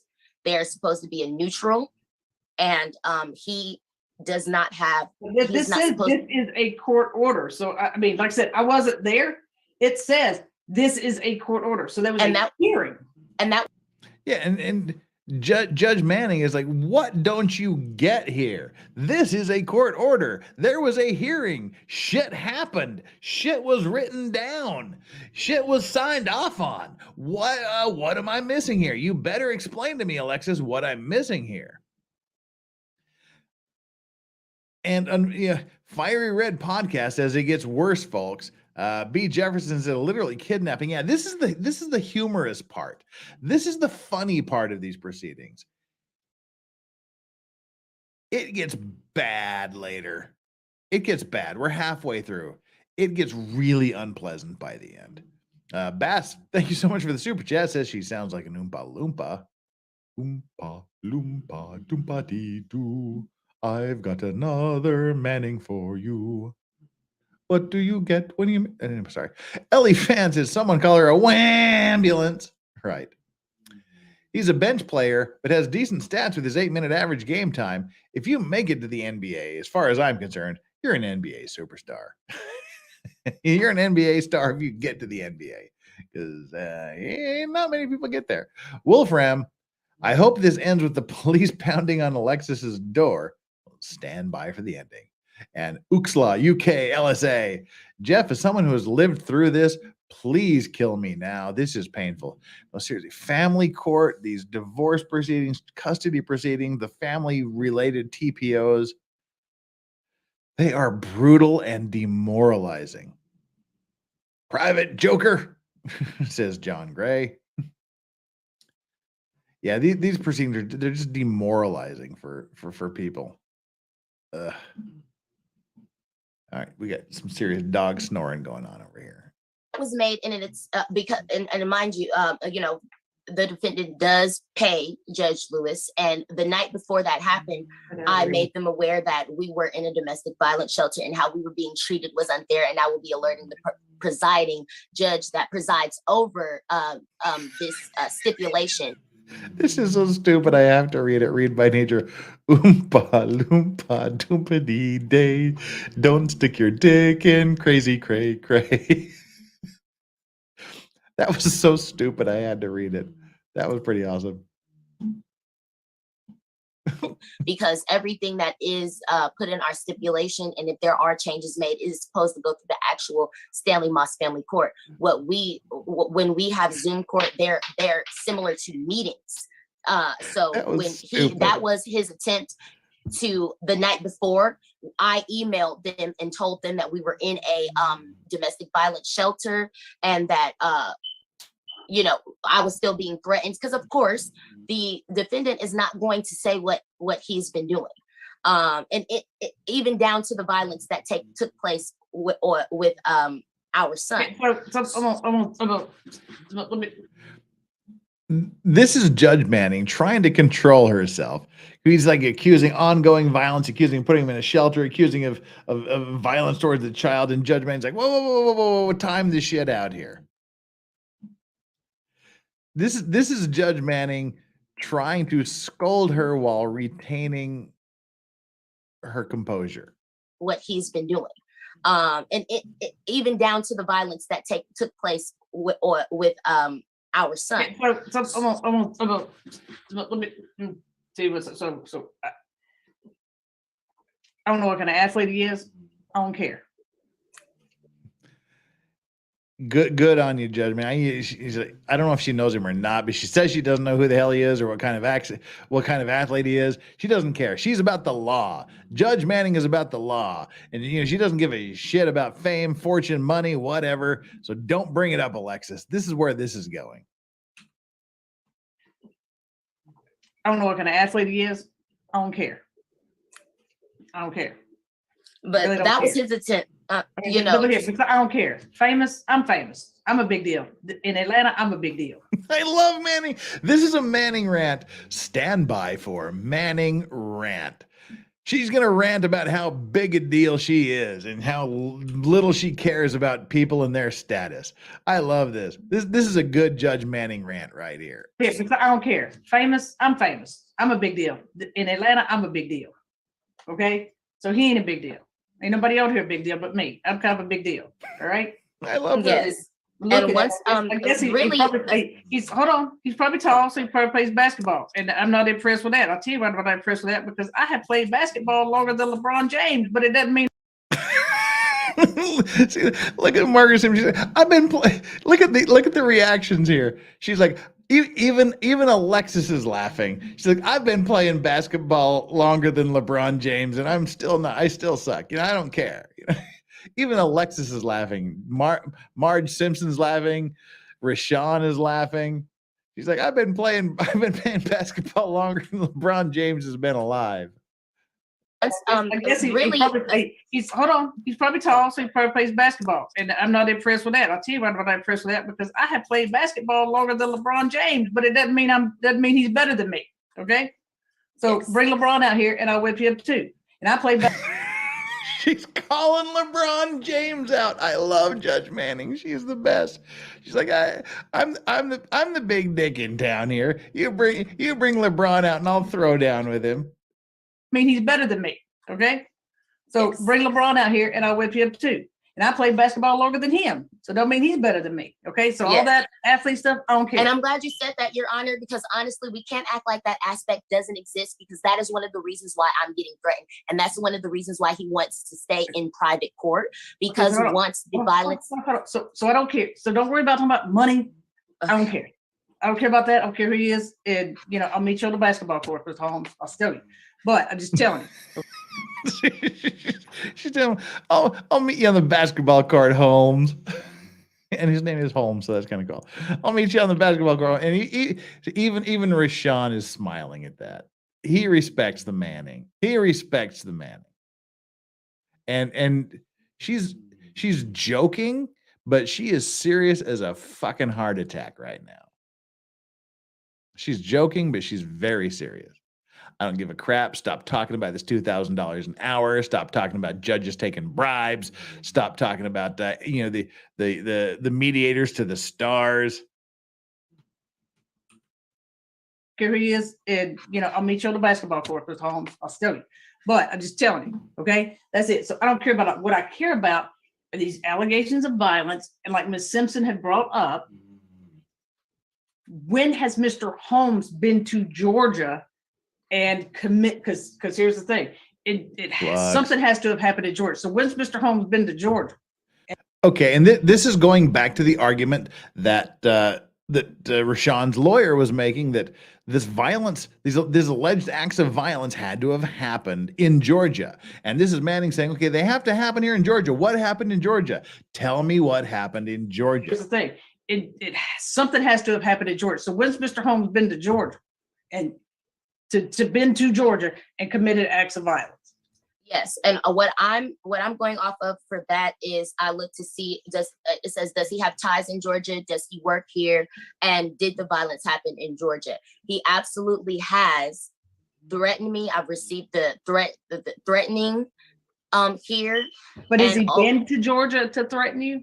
And he also put a tracking device in RJ's bag that we have. Now look, you stupid cow bag, as Steph the alternate would say, this really pissed me off when she goes, he put a tracking device in our son's backpack. He is a professional athlete. He's an NBA basketball player.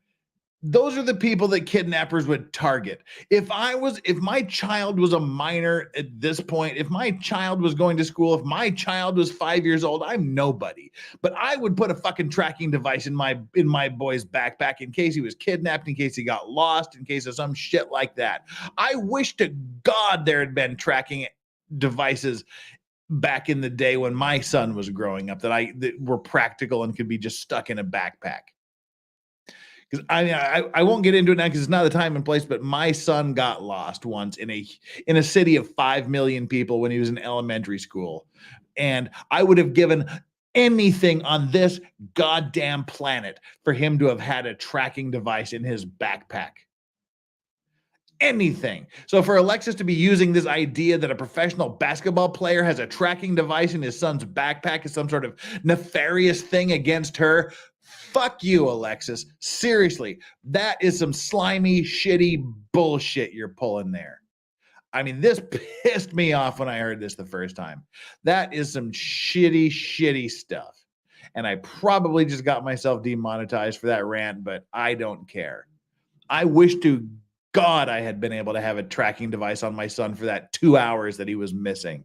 You have no idea how much I wish I would have had a tracking device. So screw you, Alexis. He had to get rid of. And his RJ's he gave him an iPad and he was tracking our every move, which is how he knew exactly where we were. Bullshit. He was tracking his child. He was making sure his child was safe and protected, just like any decent human being would do, especially when you have fucked off to a different jurisdiction with that child in violation of a court order. Screw you. Damn, I hate this woman. Seriously. Yeah, an iPad is not a tracking device. It's an iPad. Oh, I didn't know that. Yeah, an Apple Tag is a tracking device. But this was an iPad. If this was an iPad, seriously, you know, the locate my iPhone, locate my iPad. If that's what it was, then double screw you. If it was an Apple Tag, I consider that good parenting and just spot on, Rashawn. February 6th. So the violence, and when you were in court on April the 21st, you were there, right? Yeah, were you there? Yeah, you dumb bitch. Yes, She's talking right to you. You were there in court. Me? Moi? Are you talking to moi? Yeah, you. So the violence, when you were in court on April the 21st, you were there, right? Look at her pointing to her dumbass self. Yeah, were you there? Yes, ma'am. Okay. So you heard this judge say all this, right? Yes. But Right. I knew that it was based on the judge. That mediator and private judge and Rashawn are friends. He pays. Listen to her talking about this judge being on the take, being friends. This is man going, I don't understand, literally don't understand what the hell you're talking about. You were there in the hearing. You heard the judge saying this shit, right? And her response is, well, the judge, this mediator, and Rashawn are friends. That is not how you win an argument against a judge. Telling her that another judge is on the take, acting improperly, acting unethically. That's not how you win your case, Alexis. He pays the bill.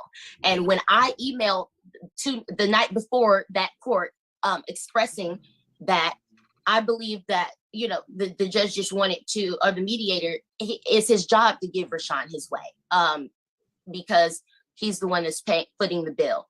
And Rashawn is just actively trying to save face because now things are, the private court is how he can keep his history of abuse quiet. Once things came to public in Sacramento, that's when he began things were in the media, and the threats came harder, and he was upset. He is trying to keep things in the private specter, which the private sector, not the private specter. I hate when fucking people try to talk all educated and stuff. They could just say, "Oh, this happened," but you know the ramifications of the Ramahafras and everything is coming together to the forthwiths and the herewithals and just say what you're gonna say. Don't try to make yourself sound more educated than you are, because you usually end up sounding pretty damn stupid. He is trying to keep things in the private specter. In the private specter, which idiot. only happens in California, New York, and Nevada, where you can even have a private mediator make changes to your stipulation. But that's what he's trying to do, because he wants to protect his brand. He wants to protect things like that. He doesn't want things to be able to be seen in the public specter of the court. But if there is allegations of abuse, it should not be covered up by any private court process. Shut up. I'm Seriously. I'm just trying to get you back focused on what has happened in Georgia. Yes. So what has happened in Georgia? And notice, Alex Manning 10 minutes ago said, we will need to focus on what happened here in Georgia. She's rambled about absolute nonsense for 10 minutes. Now, okay, let's get back to Georgia. What happened in Georgia? Say it again. And that's why I immediately contacted law enforcement here. If I was wrong, law enforcement, and I will comply. If I'm wrong right now, I will comply. All I'm doing is trying to protect RJ. So no, I understand. And on here, you're important, he's important, but this child is important. So, And that, God bless Judge Manning for that. This is the thing. In all of these TPOs and all of these child custody hearings and all of these divorce hearings and all of this stuff, the single most important consideration is what is in the best interests of the child. Screw Alexis, screw her, screw Rashawn, forget him. They don't matter. What is in the best interest of the child? That is the standard by which these orders, these judgments, these child custody arrangements should be made. What is in the best interest of the child? And God bless Judge Manning for throwing that in Alexis's face. Simpson, do you have some contact information for these folks out in LA? The child abduction. I've not spoken with the child abduction unit in Los Angeles. I have contacted law enforcement here, and I've been in contact with his attorney in California. Not that it's important to the issues before us, but I've been looking for it. I do have a document that Ms. Holmes signed agreeing to Judge Lewis being appointed as the private judge in this matter. That's how private mediations begin. This party or both parties agree on whoever the arbitrator is going to be, the mediator is going to be, and you sign a consent form saying, we agree that this person will be appointed as the mediator and we'll be bound by his decisions, Oftentimes they will say that it has the same force as a final judgment on the merits of the case, blah, blah, blah. She signed the document agreeing to have this guy she is now accusing of being his friend and doing improper shit and not being a real judge and all this other crap. She signed a document agreeing to have him appointed to be the guy to hear her case. Matter. As I understand it from Mr. Holmes' counsel in California, that is permissible in California to have a private judge appointed to make decisions in your case. The certified court order from the Superior Court of Los Angeles County issued by Judge Lewis is a valid court order. But again, that doesn't have anything to do with this case and whether or not the violence that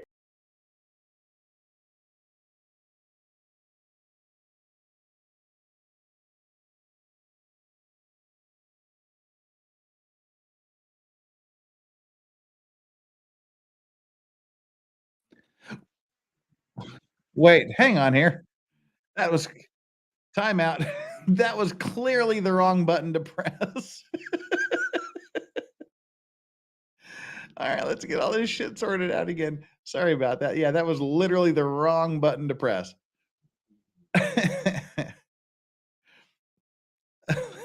All right.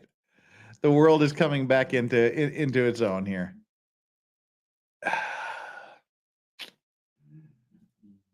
That scared me, but Yeah, well, it scared me too. You scared us. Yeah, it scared me too. What'd you do? I just pressed the wrong button. That's all. Never mind. Yep, just press the wrong buttons all. Oh God, oh, good. At least I didn't lose some of the chats that I tagged, and I may as well talk about right now. Legal Vices, YouTube did it again. I was unsubbed and no notification yet again. That's what I'm saying, peeps. You got it. Just do me that favor. Every time you come on, just double check to make sure you're still subscribed. YouTube has this thing, they just unsubscribe people randomly, and oh, hang on. Dang it.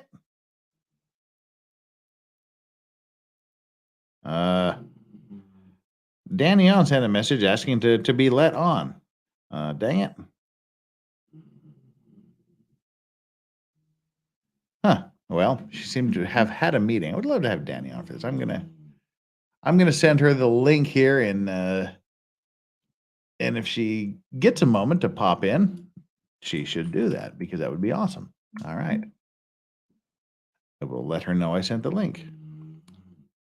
Sorry about this. I sent you the link in Twitter. Doop. There we go. All right. Hey, dog, what did you snort about? What do you snort about over there, dogs? All right. Sorry, I'm back. I think. I hope. Maybe. Yeah, so please hit that like button, hit that subscribe button, and make sure you're still subscribed because that's what we need. What's happened since we've started? I'm curious. I mean, we currently have 451 people here, 340 likes. If any of you, I'm gonna get on my knees and beg. If any of you, 452 people currently watching this, have not subscribed to my channel, please do so. I would be deeply, deeply grateful, deeply, deeply honored if you would do that. If you would just hit the subscribe button. If you have already subscribed, please just go down and make sure you're still subscribed and then redo it if you've been unsubscribed like so many people have. Like literally, it's over the last month. It's been pretty much even, but in the last few days, we've lost about 100 subscribers just for no damn good reason whatsoever because YouTube. Oh, Jesus, we've lost even more since we started. I hate YouTube. I really do. Whatever.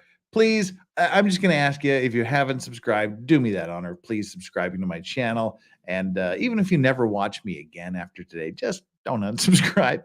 And if you have subscribed, please do it again. Hit the like button.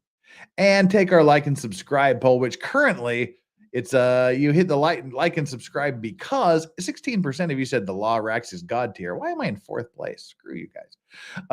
21% of you said Manning and Vasquez. OMG. 26% say Judge Manning is the boss. And Camille Vasquez is Law Goddess is leading with 37% in the poll. And we also have American Dreamer gifting 5 Legal Vices memberships a while ago. If you were one of those recipients, I certainly hope that you thanked American Dreamer. That would have been about 1 minute ago. Oh, dear me. YouTube. Boom goes the boomer, says, let's go, Brandon. Yeah. I hereby rebrand Doggo Cam 2 Cool Cats. Yeah. Who spells Alexis with 2 L's like that? Nice. That was pretty good. Thank you, Let's Go Brandon, for your super chat, by the way. Deeply, deeply appreciated, as always, which was the boomer chat. Yay, I'm back. Yes, I am back. Scrolling up just to make sure we get all the super chats out of the way before we jump back in here. Oh, we didn't. We have more. We have more people from the Let's Go Brandon collective. Where do we go? Wait a minute. Interesting. Oh, that's why it's not showing up. It's one of these weird member chats. Member for 7 months of the Clean and Sober crew is Let's Go Brandon said, stop being so angry, Jeff. I'm not flying 7,000 miles to give you a hug. Find a booze bottle, the bottom of one. Well, we're actually very close to the bottom of this lovely Glenmorangie 18 right here. All right. I think that's everything. That is, we are all caught up. Let's jump back into this. Whew. All right. The world has revitalized itself. Everything has come back the way it was meant to be. But we did lose Doggo Cam in the meantime, didn't we? All right. Let me sort that out. We'll be right back. But let's listen to Judge Manning in the meantime. Clear that I am saying that when I have contact with the Los Angeles County, Focus with me. Focus. I like that. What acts of violence has he committed here? And this is like the 5th time she's asked that question. The harassment, the threats, the stalking of having a tracking device in our son's bag. And even as now, this is our safe place. This is our home. When the acts of violence that took place here, the moment that RJ was hit, RJ came here with a bloody knot on his head. And here his father is actively threatening, even with this mediator trying to, but actively even texting me, him and his family are saying things, threatening and harassing me online. And not to mention his fans, who he insulted me on his Twitter and has his fans attacking me daily, sending me death threats, calling me.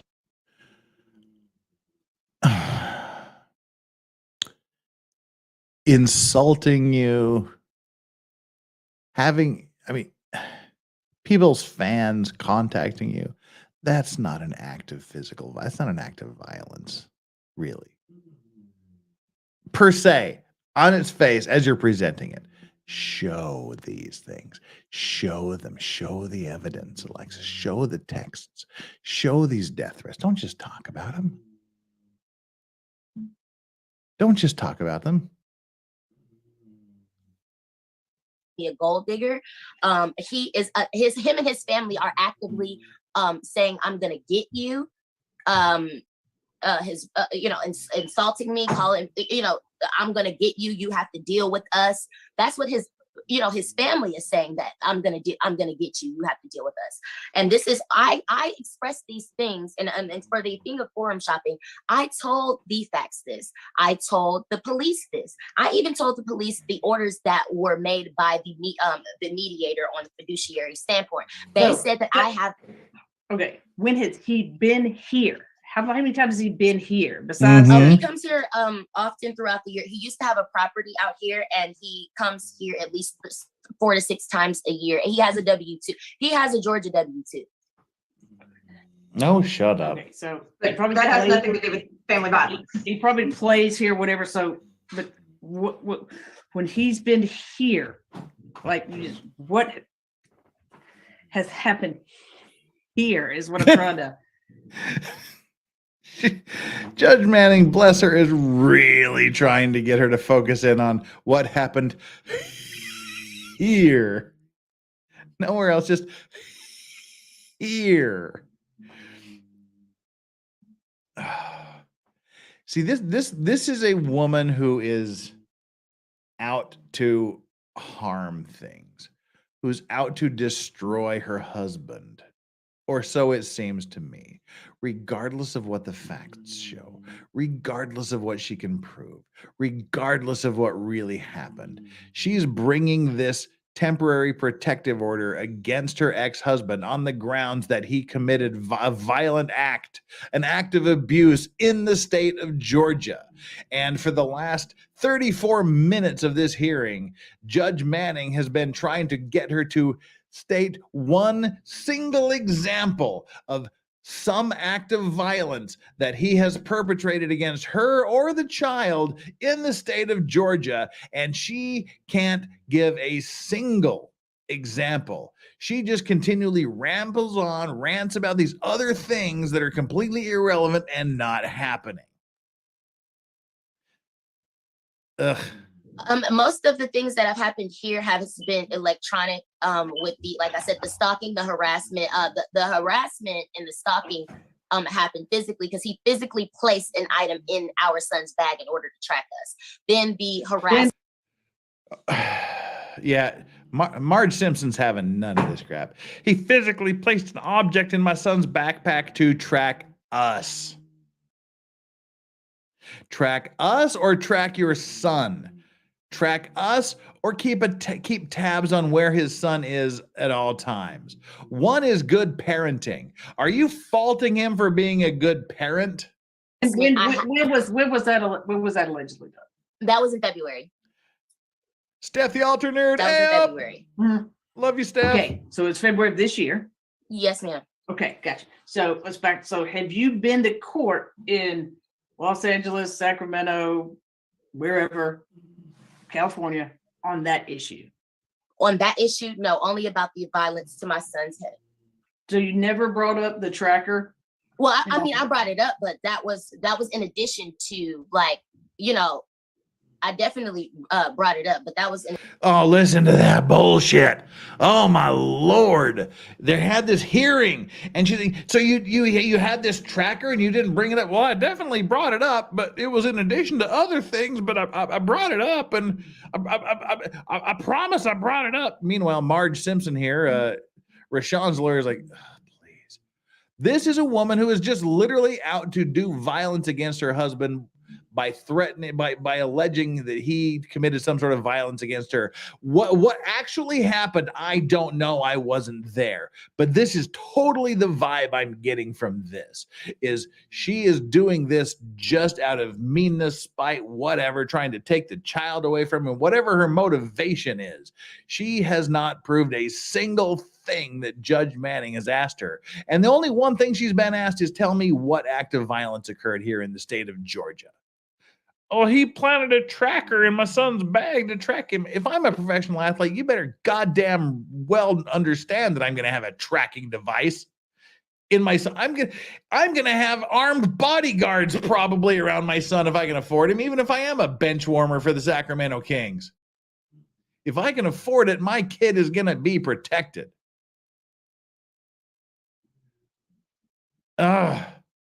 This annoys me to no end.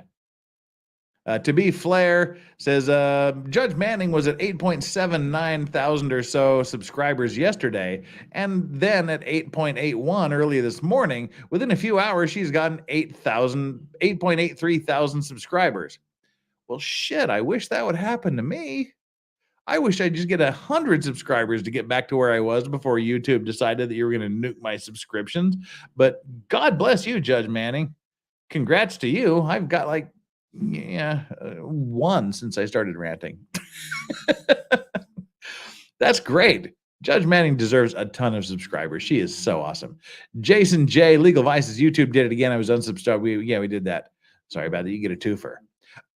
Over opinionated asshat says, how dare you underappreciate the magnanimousness of my superiority words? Yeah, exactly. That's what we're talking about. We're talking about people trying to sound educated by using words they wouldn't normally use, and they end up looking stupid. Brenanko says, also, who spells Alexis with 2 L's like that? Fair enough. Let's go, Brandon. Chandler Remington Lance, did Jeff post the link to Secret McSquirrel's funeral fund, or is he being selfish? Now, look, I didn't know there was a funeral fund, and please don't even joke about me being selfish and shit, or about Secret McSquirrel. That's kind of a personal thing, and that's don't literally, please just don't even joke about that. If there is a link, let me know and I'll post it. I just don't know what it is. But yeah, please don't even joke about being selfish and stuff and talking shit where Secret McSquirrel's involved. She was an awesome woman, and she was so kind and generous to me and everybody else that I know it was a joke, I know it was a jest, but that kind of hurt. Just have to say that. In addition to, I want to make sure that I'm being completely truthful. I brought it up, but that wasn't the reason. Like, saying, oh, because I had bigger things to worry about, which is the violence. So I definitely brought up that we were being tracked, and as well as my previous lawyer brought up that that is stalking and harassment, that he put a iPad in or with the Find My iPhone on it so that he can know exactly our every move. And then the threats, I have the text message, the threat text messages, as well as his mother tweeting and said, "You're gonna deal with me." But that's his mother. I just need to know about him and violence. Oh, him. Well, I've received text on the day that I served him. I received a text saying, "Just wait." Threatening text. I have that, and I submitted that as well. And that's what I have. I've sent those things as well. And when the DFACS worker did come and speak to RJ alone for 30 minutes. DFACS where? Not DFACS. I'm sorry. Here, Georgia. Okay. So okay, got you right there. Okay. So, what's your court date on that? Manning's gonna take her to the woodshed right here. Now, I'm not hearing the smoke alarm. Who's hearing the smoke? I'm not hearing any of this. This is like the third or fourth time people have mentioned it. I haven't heard this yet. I don't. This is probably just like part of my hearing loss. I was an idiot when I was young and listened to. When I was working at the radio station for years, listening to music way too loudly in my headset. So I have like some residual hearing loss. I'm not hearing this. If somebody's here, that's kind of cool. Is it her? I don't know. I hope it's not him. I hope he can afford batteries. Maybe she can't, but yeah, anyway. Got you right there. Okay. So what's your court date on that? Yes, I have an tinnitus. Investigation. I do. DFs. No, I get it. I did, because I sit down in juvenile court. So here, let me show you how juvenile court works. Okay, somebody makes a complaint. DFACS goes out and investigates, and then if it rises to the level of need to be looked at, you get a court date. So that's what I'm curious. What's your court date? I'm not aware of my court date, Your Honor. I just when did you make the report with DFACS? That was Thursday. I want to say the 19th or the 18th, the 19th. Well, that's hilarious. I don't hear this at all. I don't hear this chirping at all. I also provided this in our evidence. The safety plan that was made by my caseworker was made on the 20th. All right. So. I heard it there. Focus you back. I just heard that. I heard it there. I didn't hear this the first time I listened to it, and I haven't heard it until just then. I heard the little chirp thing.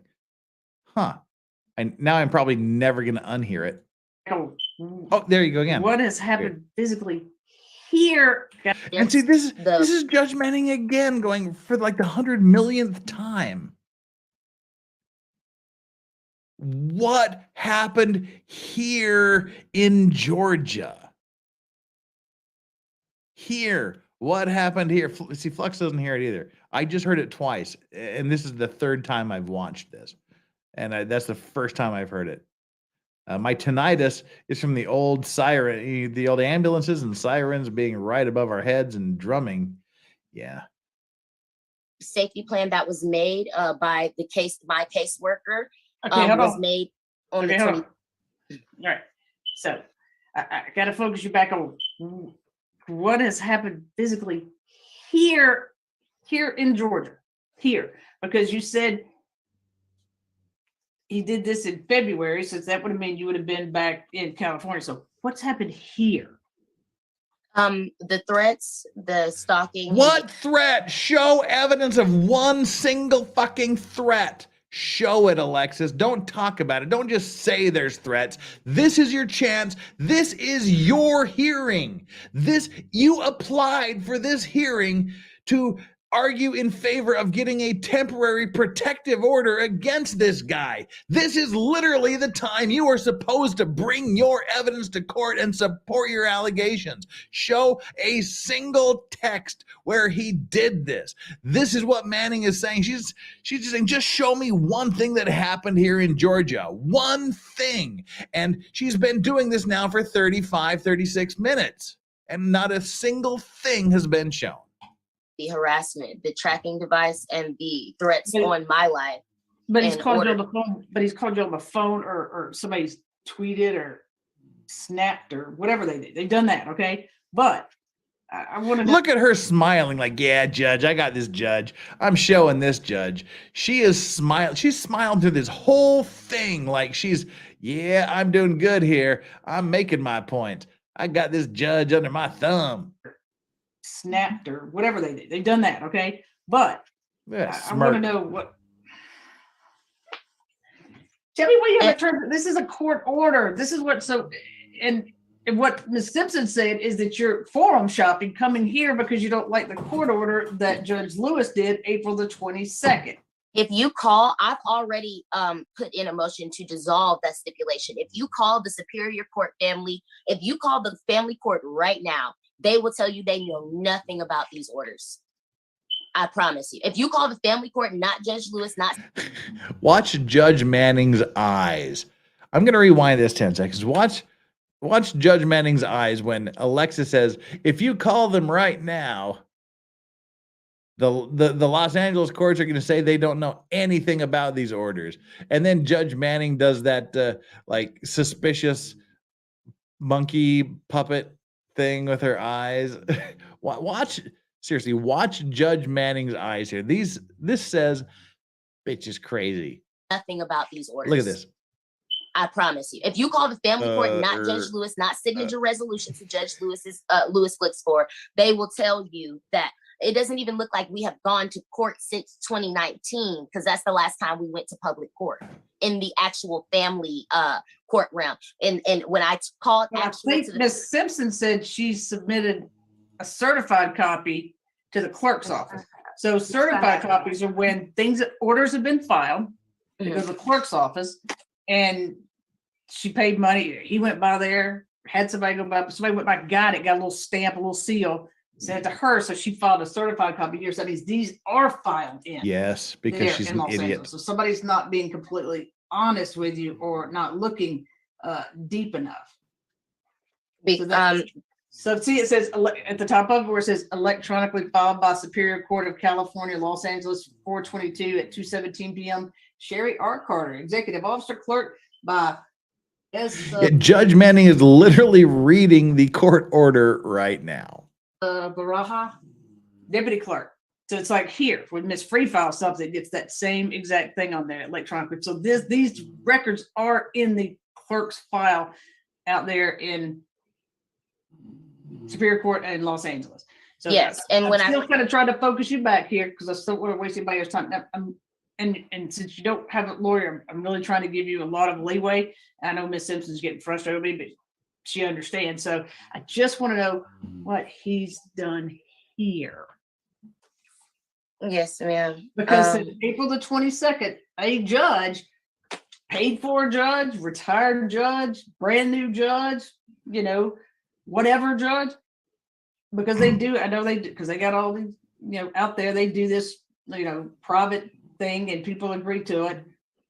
So, and here we kind of call it like arbitration and things like that. So we'll do some things like that here, or judicially hosted settlement conferences. But what I'm wondering here is April 22nd, you were there, or April 21st, this order was issued on the 22nd. So why did you come back to Georgia and bring the child here? Mm-hmm. I was already. That's the question. Why did you bring the child here when there's a Los Angeles court order saying that you cannot bring the child here?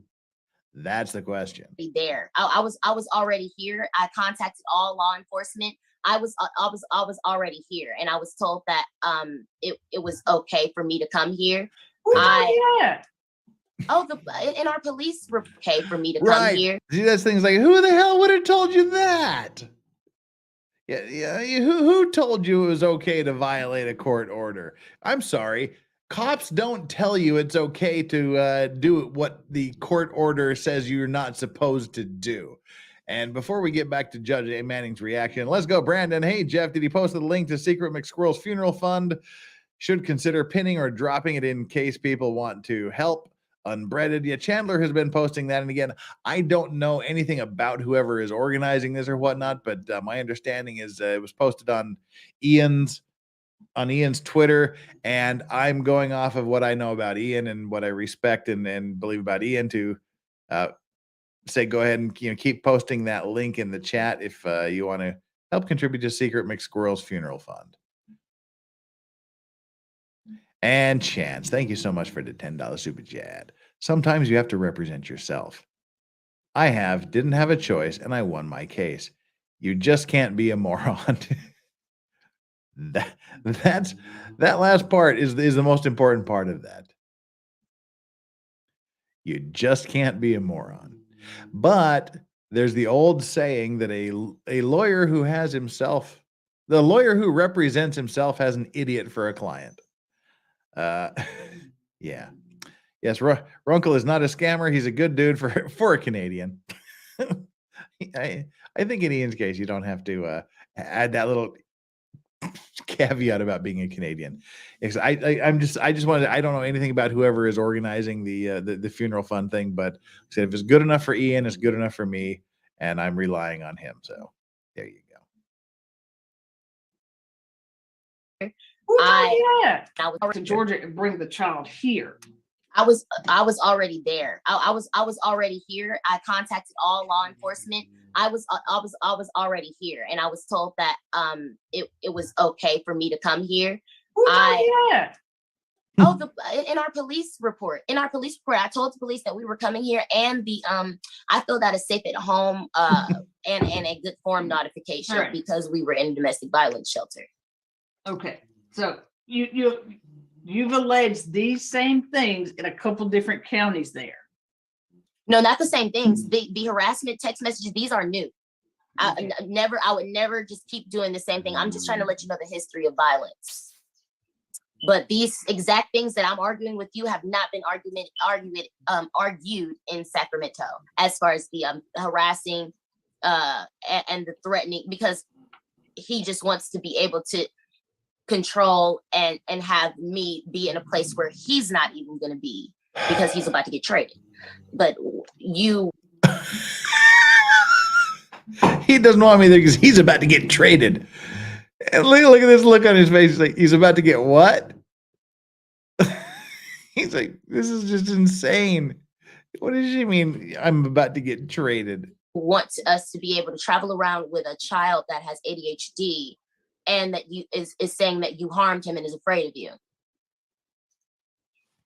And when the DFCS worker came and spoke to RJ alone, she put a plan in place saying that there is present. Objection. I'm going to object to hearsay as to what the defects worker said or put in a safety plan. Good, Margaret. Good on you. I've provided the safety plan for you all as well. I still object to hearsay. Yeah, you got to bring the agent in. You got to bring the family protective services or whatever they call it there in there to testify as to what her own report says. Good objection. I got a feeling this defects worker hasn't reached out to Miss Simpson or to Mr. Holmes. She has reached out to Mr. Holmes, and Mr. Holmes has not. We don't know that because she's not here. Boom. That's right. We don't know if she has reached out. Well, we don't know that because you didn't mention she needs to be here to testify. Has reached out to Mr. Holmes, and Mr. Holmes has not. We don't know that because she's not here. Oh, okay. I was just letting you know. She did tell me that she objection to what she said. So if we could get you back on, is there anything specific that he has done here? Did he come here and sit outside of your house? Did he come here and follow you around? Did he come here and stand in your front yard and scream at you? Did he come here trying to track you down? Yes. Well, not physically. He just.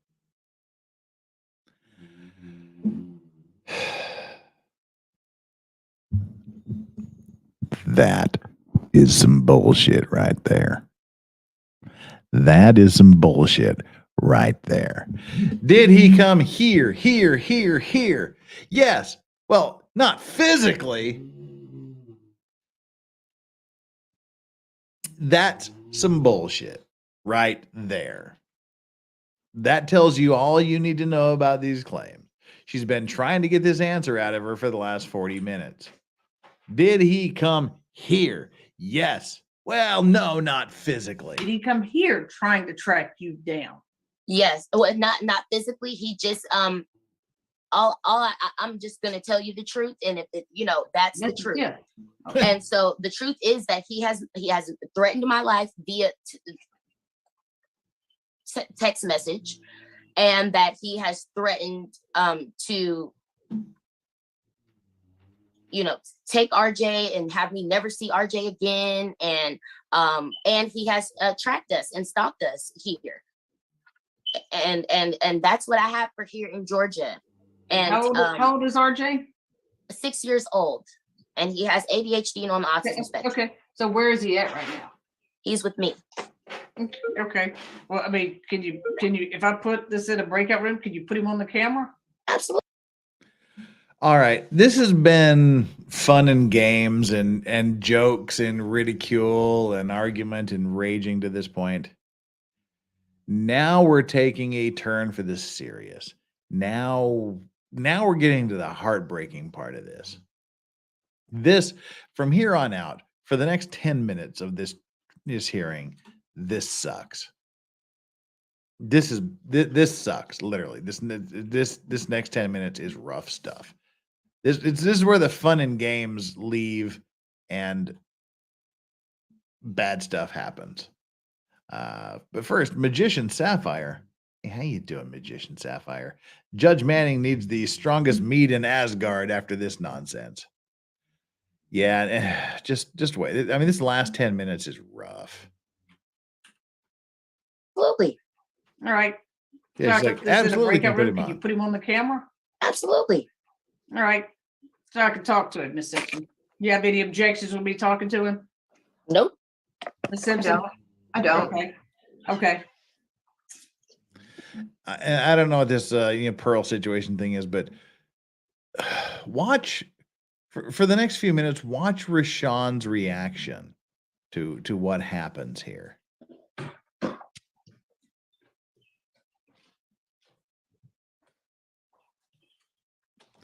She's going to get her son. What? And the only thing I can think of, anyway, I said, having watched this before, is what kind of shit was she telling her son when dad wasn't around?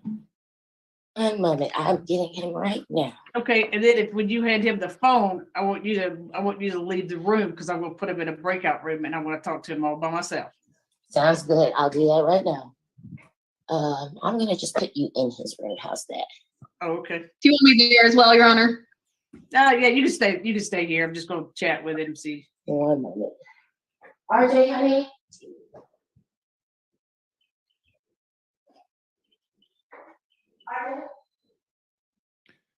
And look at Rashawn. He's just excited because he's going to be able to see his son for the first time in months. RJ, honey, come here, baby. Come here, please.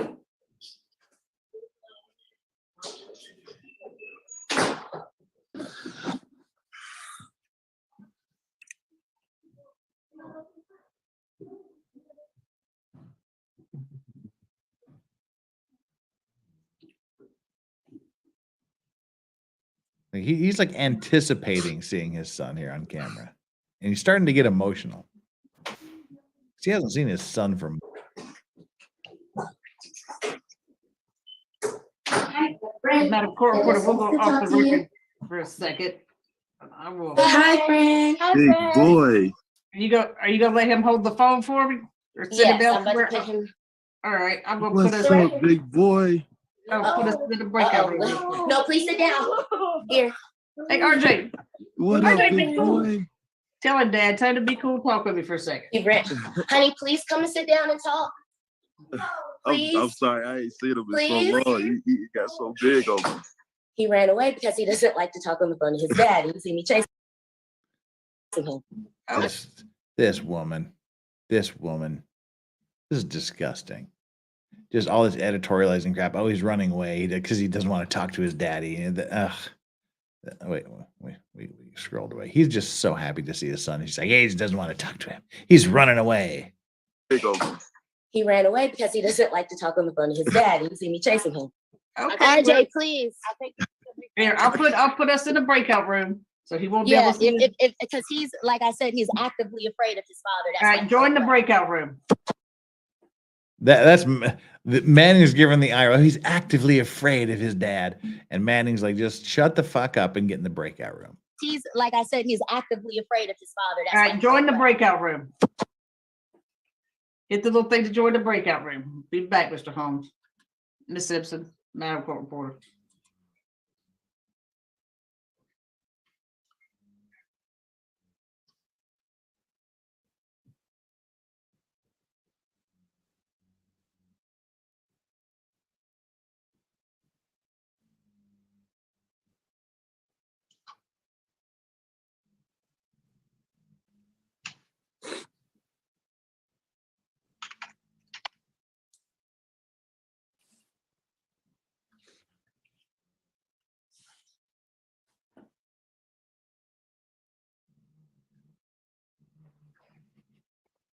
Rashawn is muted.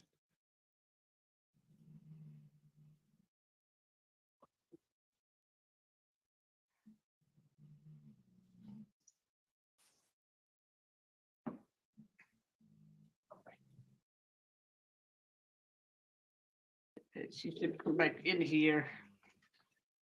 He's kind of shy. I showed him some magic. There he is. I showed him some magic. There you go. There's Mommy's friend. You can talk to her, and I'll give you a peppermint. Okay. We outside of the breakout room, though. You wanted to see my magic again, RJ? You ready? I'll get you a peppermint. All right, I got it. I'm going to be showing everybody my magic, though. Okay. Well, this is like the Wizard of Oz. And I love Judge Manning for this too. This is so tender and kind of her to do this for the kid. Everybody my magic, though. Okay. Well, this is like the Wizard of Oz. I'm pulling back the curtain. You ready? Yeah. All right, what's this?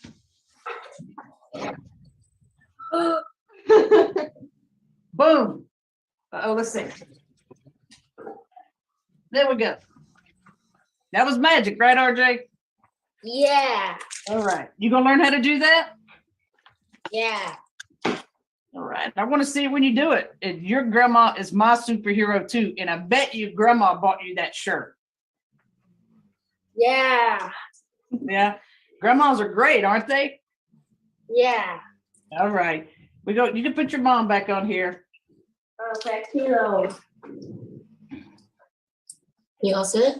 Yeah. You just say thank you. Nice to meet you. Thank you. Nice to meet you. Nice to meet you, RJ. Can I go play now? You can go play now. Play. Yeah. Can I go with you, RJ? You're Can I go welcome. with you to play? That's what I'm asking. How about kilo? Are you sure? Because once, are you sure that because once he gets back in that yard, it's gonna be hard to wrangle him back in. I'm good. We'll go. Okay. We'll go back on the record, Miss Wilby. So here's what I want you to do, Miss Holmes. I'm trying to get in touch with California. Mommy, I watched iPad last night. I'm so sorry. It's okay. Please don't watch iPad at night again. It's okay. Mommy's gonna talk to her friend now. But your turn. My turn. How about Kilo? Our dog. He can talk to friend too. Okay, go ahead and play with him. Come on, Kilo. Sorry, I'm going to the other room now. That's okay. Tiana, is there any way I can talk to him? I just ain't. Oh yeah, you can talk to him. RJ, you want to talk to your dad? No. You sure? You want to talk to Daddy? No. Why not? No, here you go. No. Wait a minute. See that? Why not? That she's been putting shit in that kid's head. Unless she shows me something to prove that she hasn't put things in that. Just that just sounds so orchestrated. Do you want to talk to your dad? No, why not? You tell me why not. And even Judge Manning's having none of that shit. You sure? You want to talk to Daddy? No. Why not? No, here you go. No. Wait a minute. We won't do this. We're gonna do this. We're gonna let him. All right. I put you on mute, Miss Holmes. Okay, so you need a second, Mr. Holmes?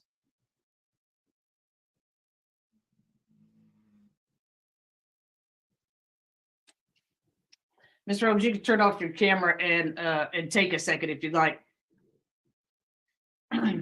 Yeah, I agree with this statement. This is pure evil. This mother should be Ms. Simpson, ashamed you of had any herself. luck getting in touch with Judge Manning Judge seems Lewis for me? disgusted by the plaintiff's I was able to behavior. contact the attorney in California who's emailing him now. She said that she thinks his staff doesn't get in until 8 a.m. out there, and it's 7:48 right now. So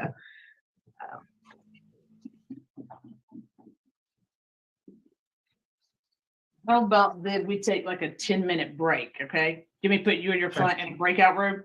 sure, that'd be great. All right. Let's see. There's you and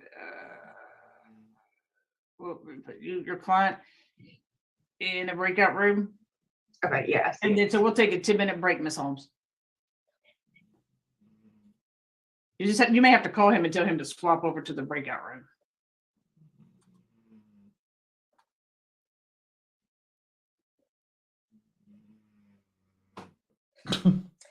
Snore dogs. Shut up.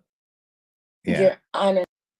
No. So since Ms. Holmes and Mr. Holmes, I'm just gonna drag this out just a wee bit longer. Mr. Holmes, I don't know your schedule, so you can chat with Ms. Simpson.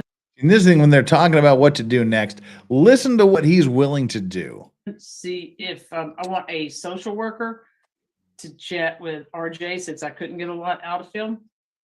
So when could you be here, Mr. Holmes? And Miss Simpson, you're here. Don't worry about that. Yeah. Unless you plan on flight, when could you be here? I'm out of season, so I can come to Atlanta whenever is required, ma'am. Available tomorrow. I don't know if he could get here by tomorrow. I can be there by tomorrow, Your Honor. My only question, Your Honor, is does this mean do I get to see him at any point during this, or do I still have to stay away?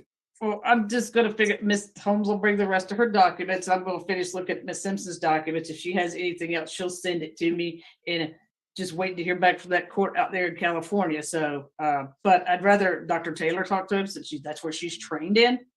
Yes, ma'am.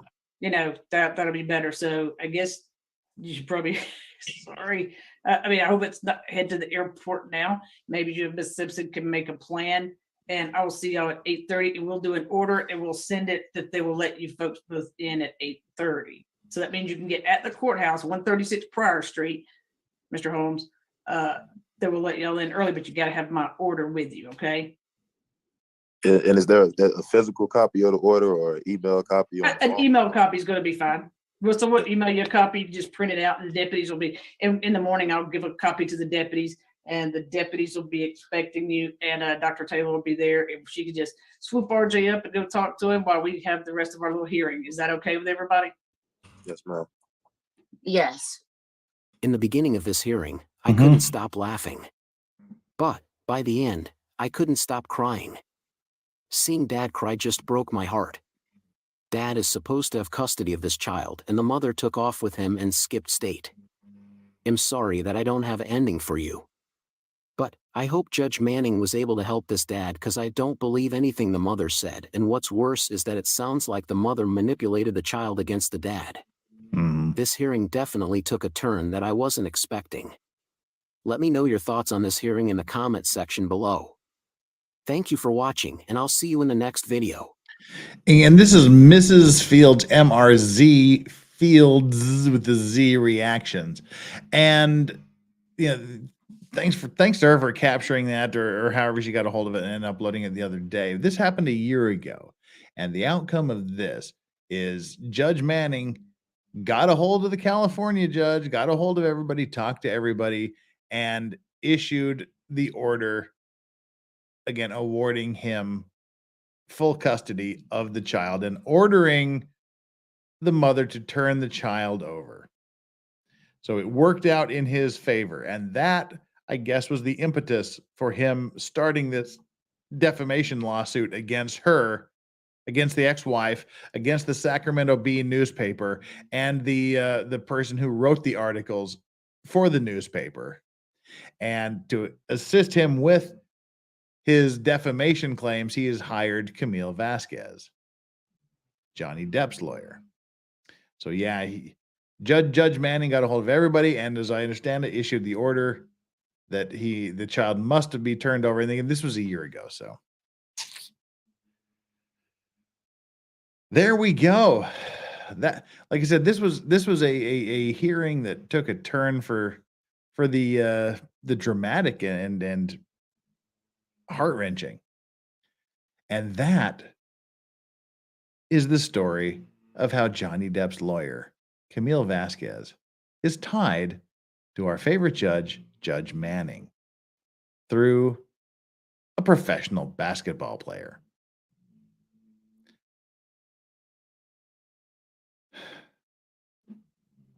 Jim Satala says, I'm confused. It looked like the judge was ignoring the court orders. No, they were just having, that's what she was saying. There has to be, to allow her to take action on her own, there had to be some sort of violence in Georgia. There wasn't any violence in Georgia that was proven.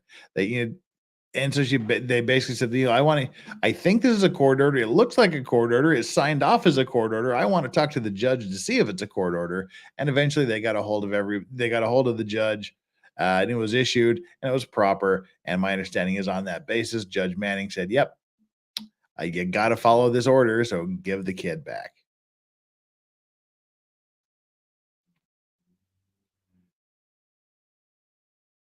Oof.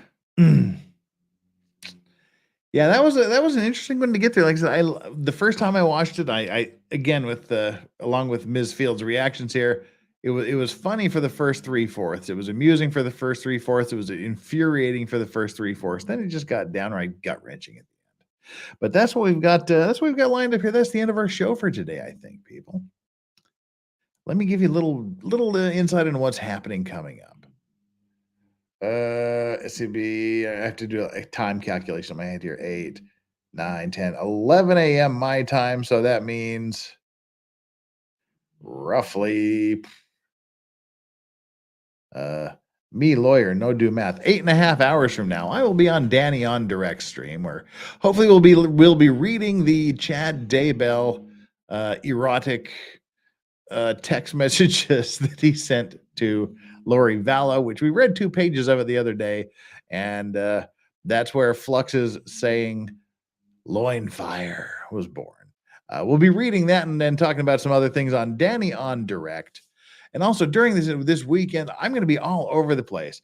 Probably on Rob Law and Lumber's channel. Steve Gosney's Rumble channel should be there. Right now, soon, I'm going to be going over to, if he's still streaming, I'm not sure, Eric Hunley's channel to do some stuff. The weekend is going to be full of me being on other people's channels. So stand by. Monday, Maritime Monday, we've got a good case coming up. We did a short video about it a while ago when we were just doing some reactions to near misses and collisions. We've got one of our cases has had an official report issued, so we're going to be talking about that. And then we'll just be doing other things throughout the week. And the last grift for the day, please like and subscribe. Subscribes is where I want to focus these days. We need to get the subscription numbers back up because YouTube is just murdering me. But whatever, we'll get back there. No big deal. Thank you guys for your support. I hope you all have an amazing Friday. Hopefully I will too. We'll see you in a few hours on Danny on Direct's channel. Mods, thank you as always for being the greatest mods ever. Chat, Legal Vices chat. Thank you guys for being the greatest chat on the entire internet, because it's just clear that you are. There's no question about it.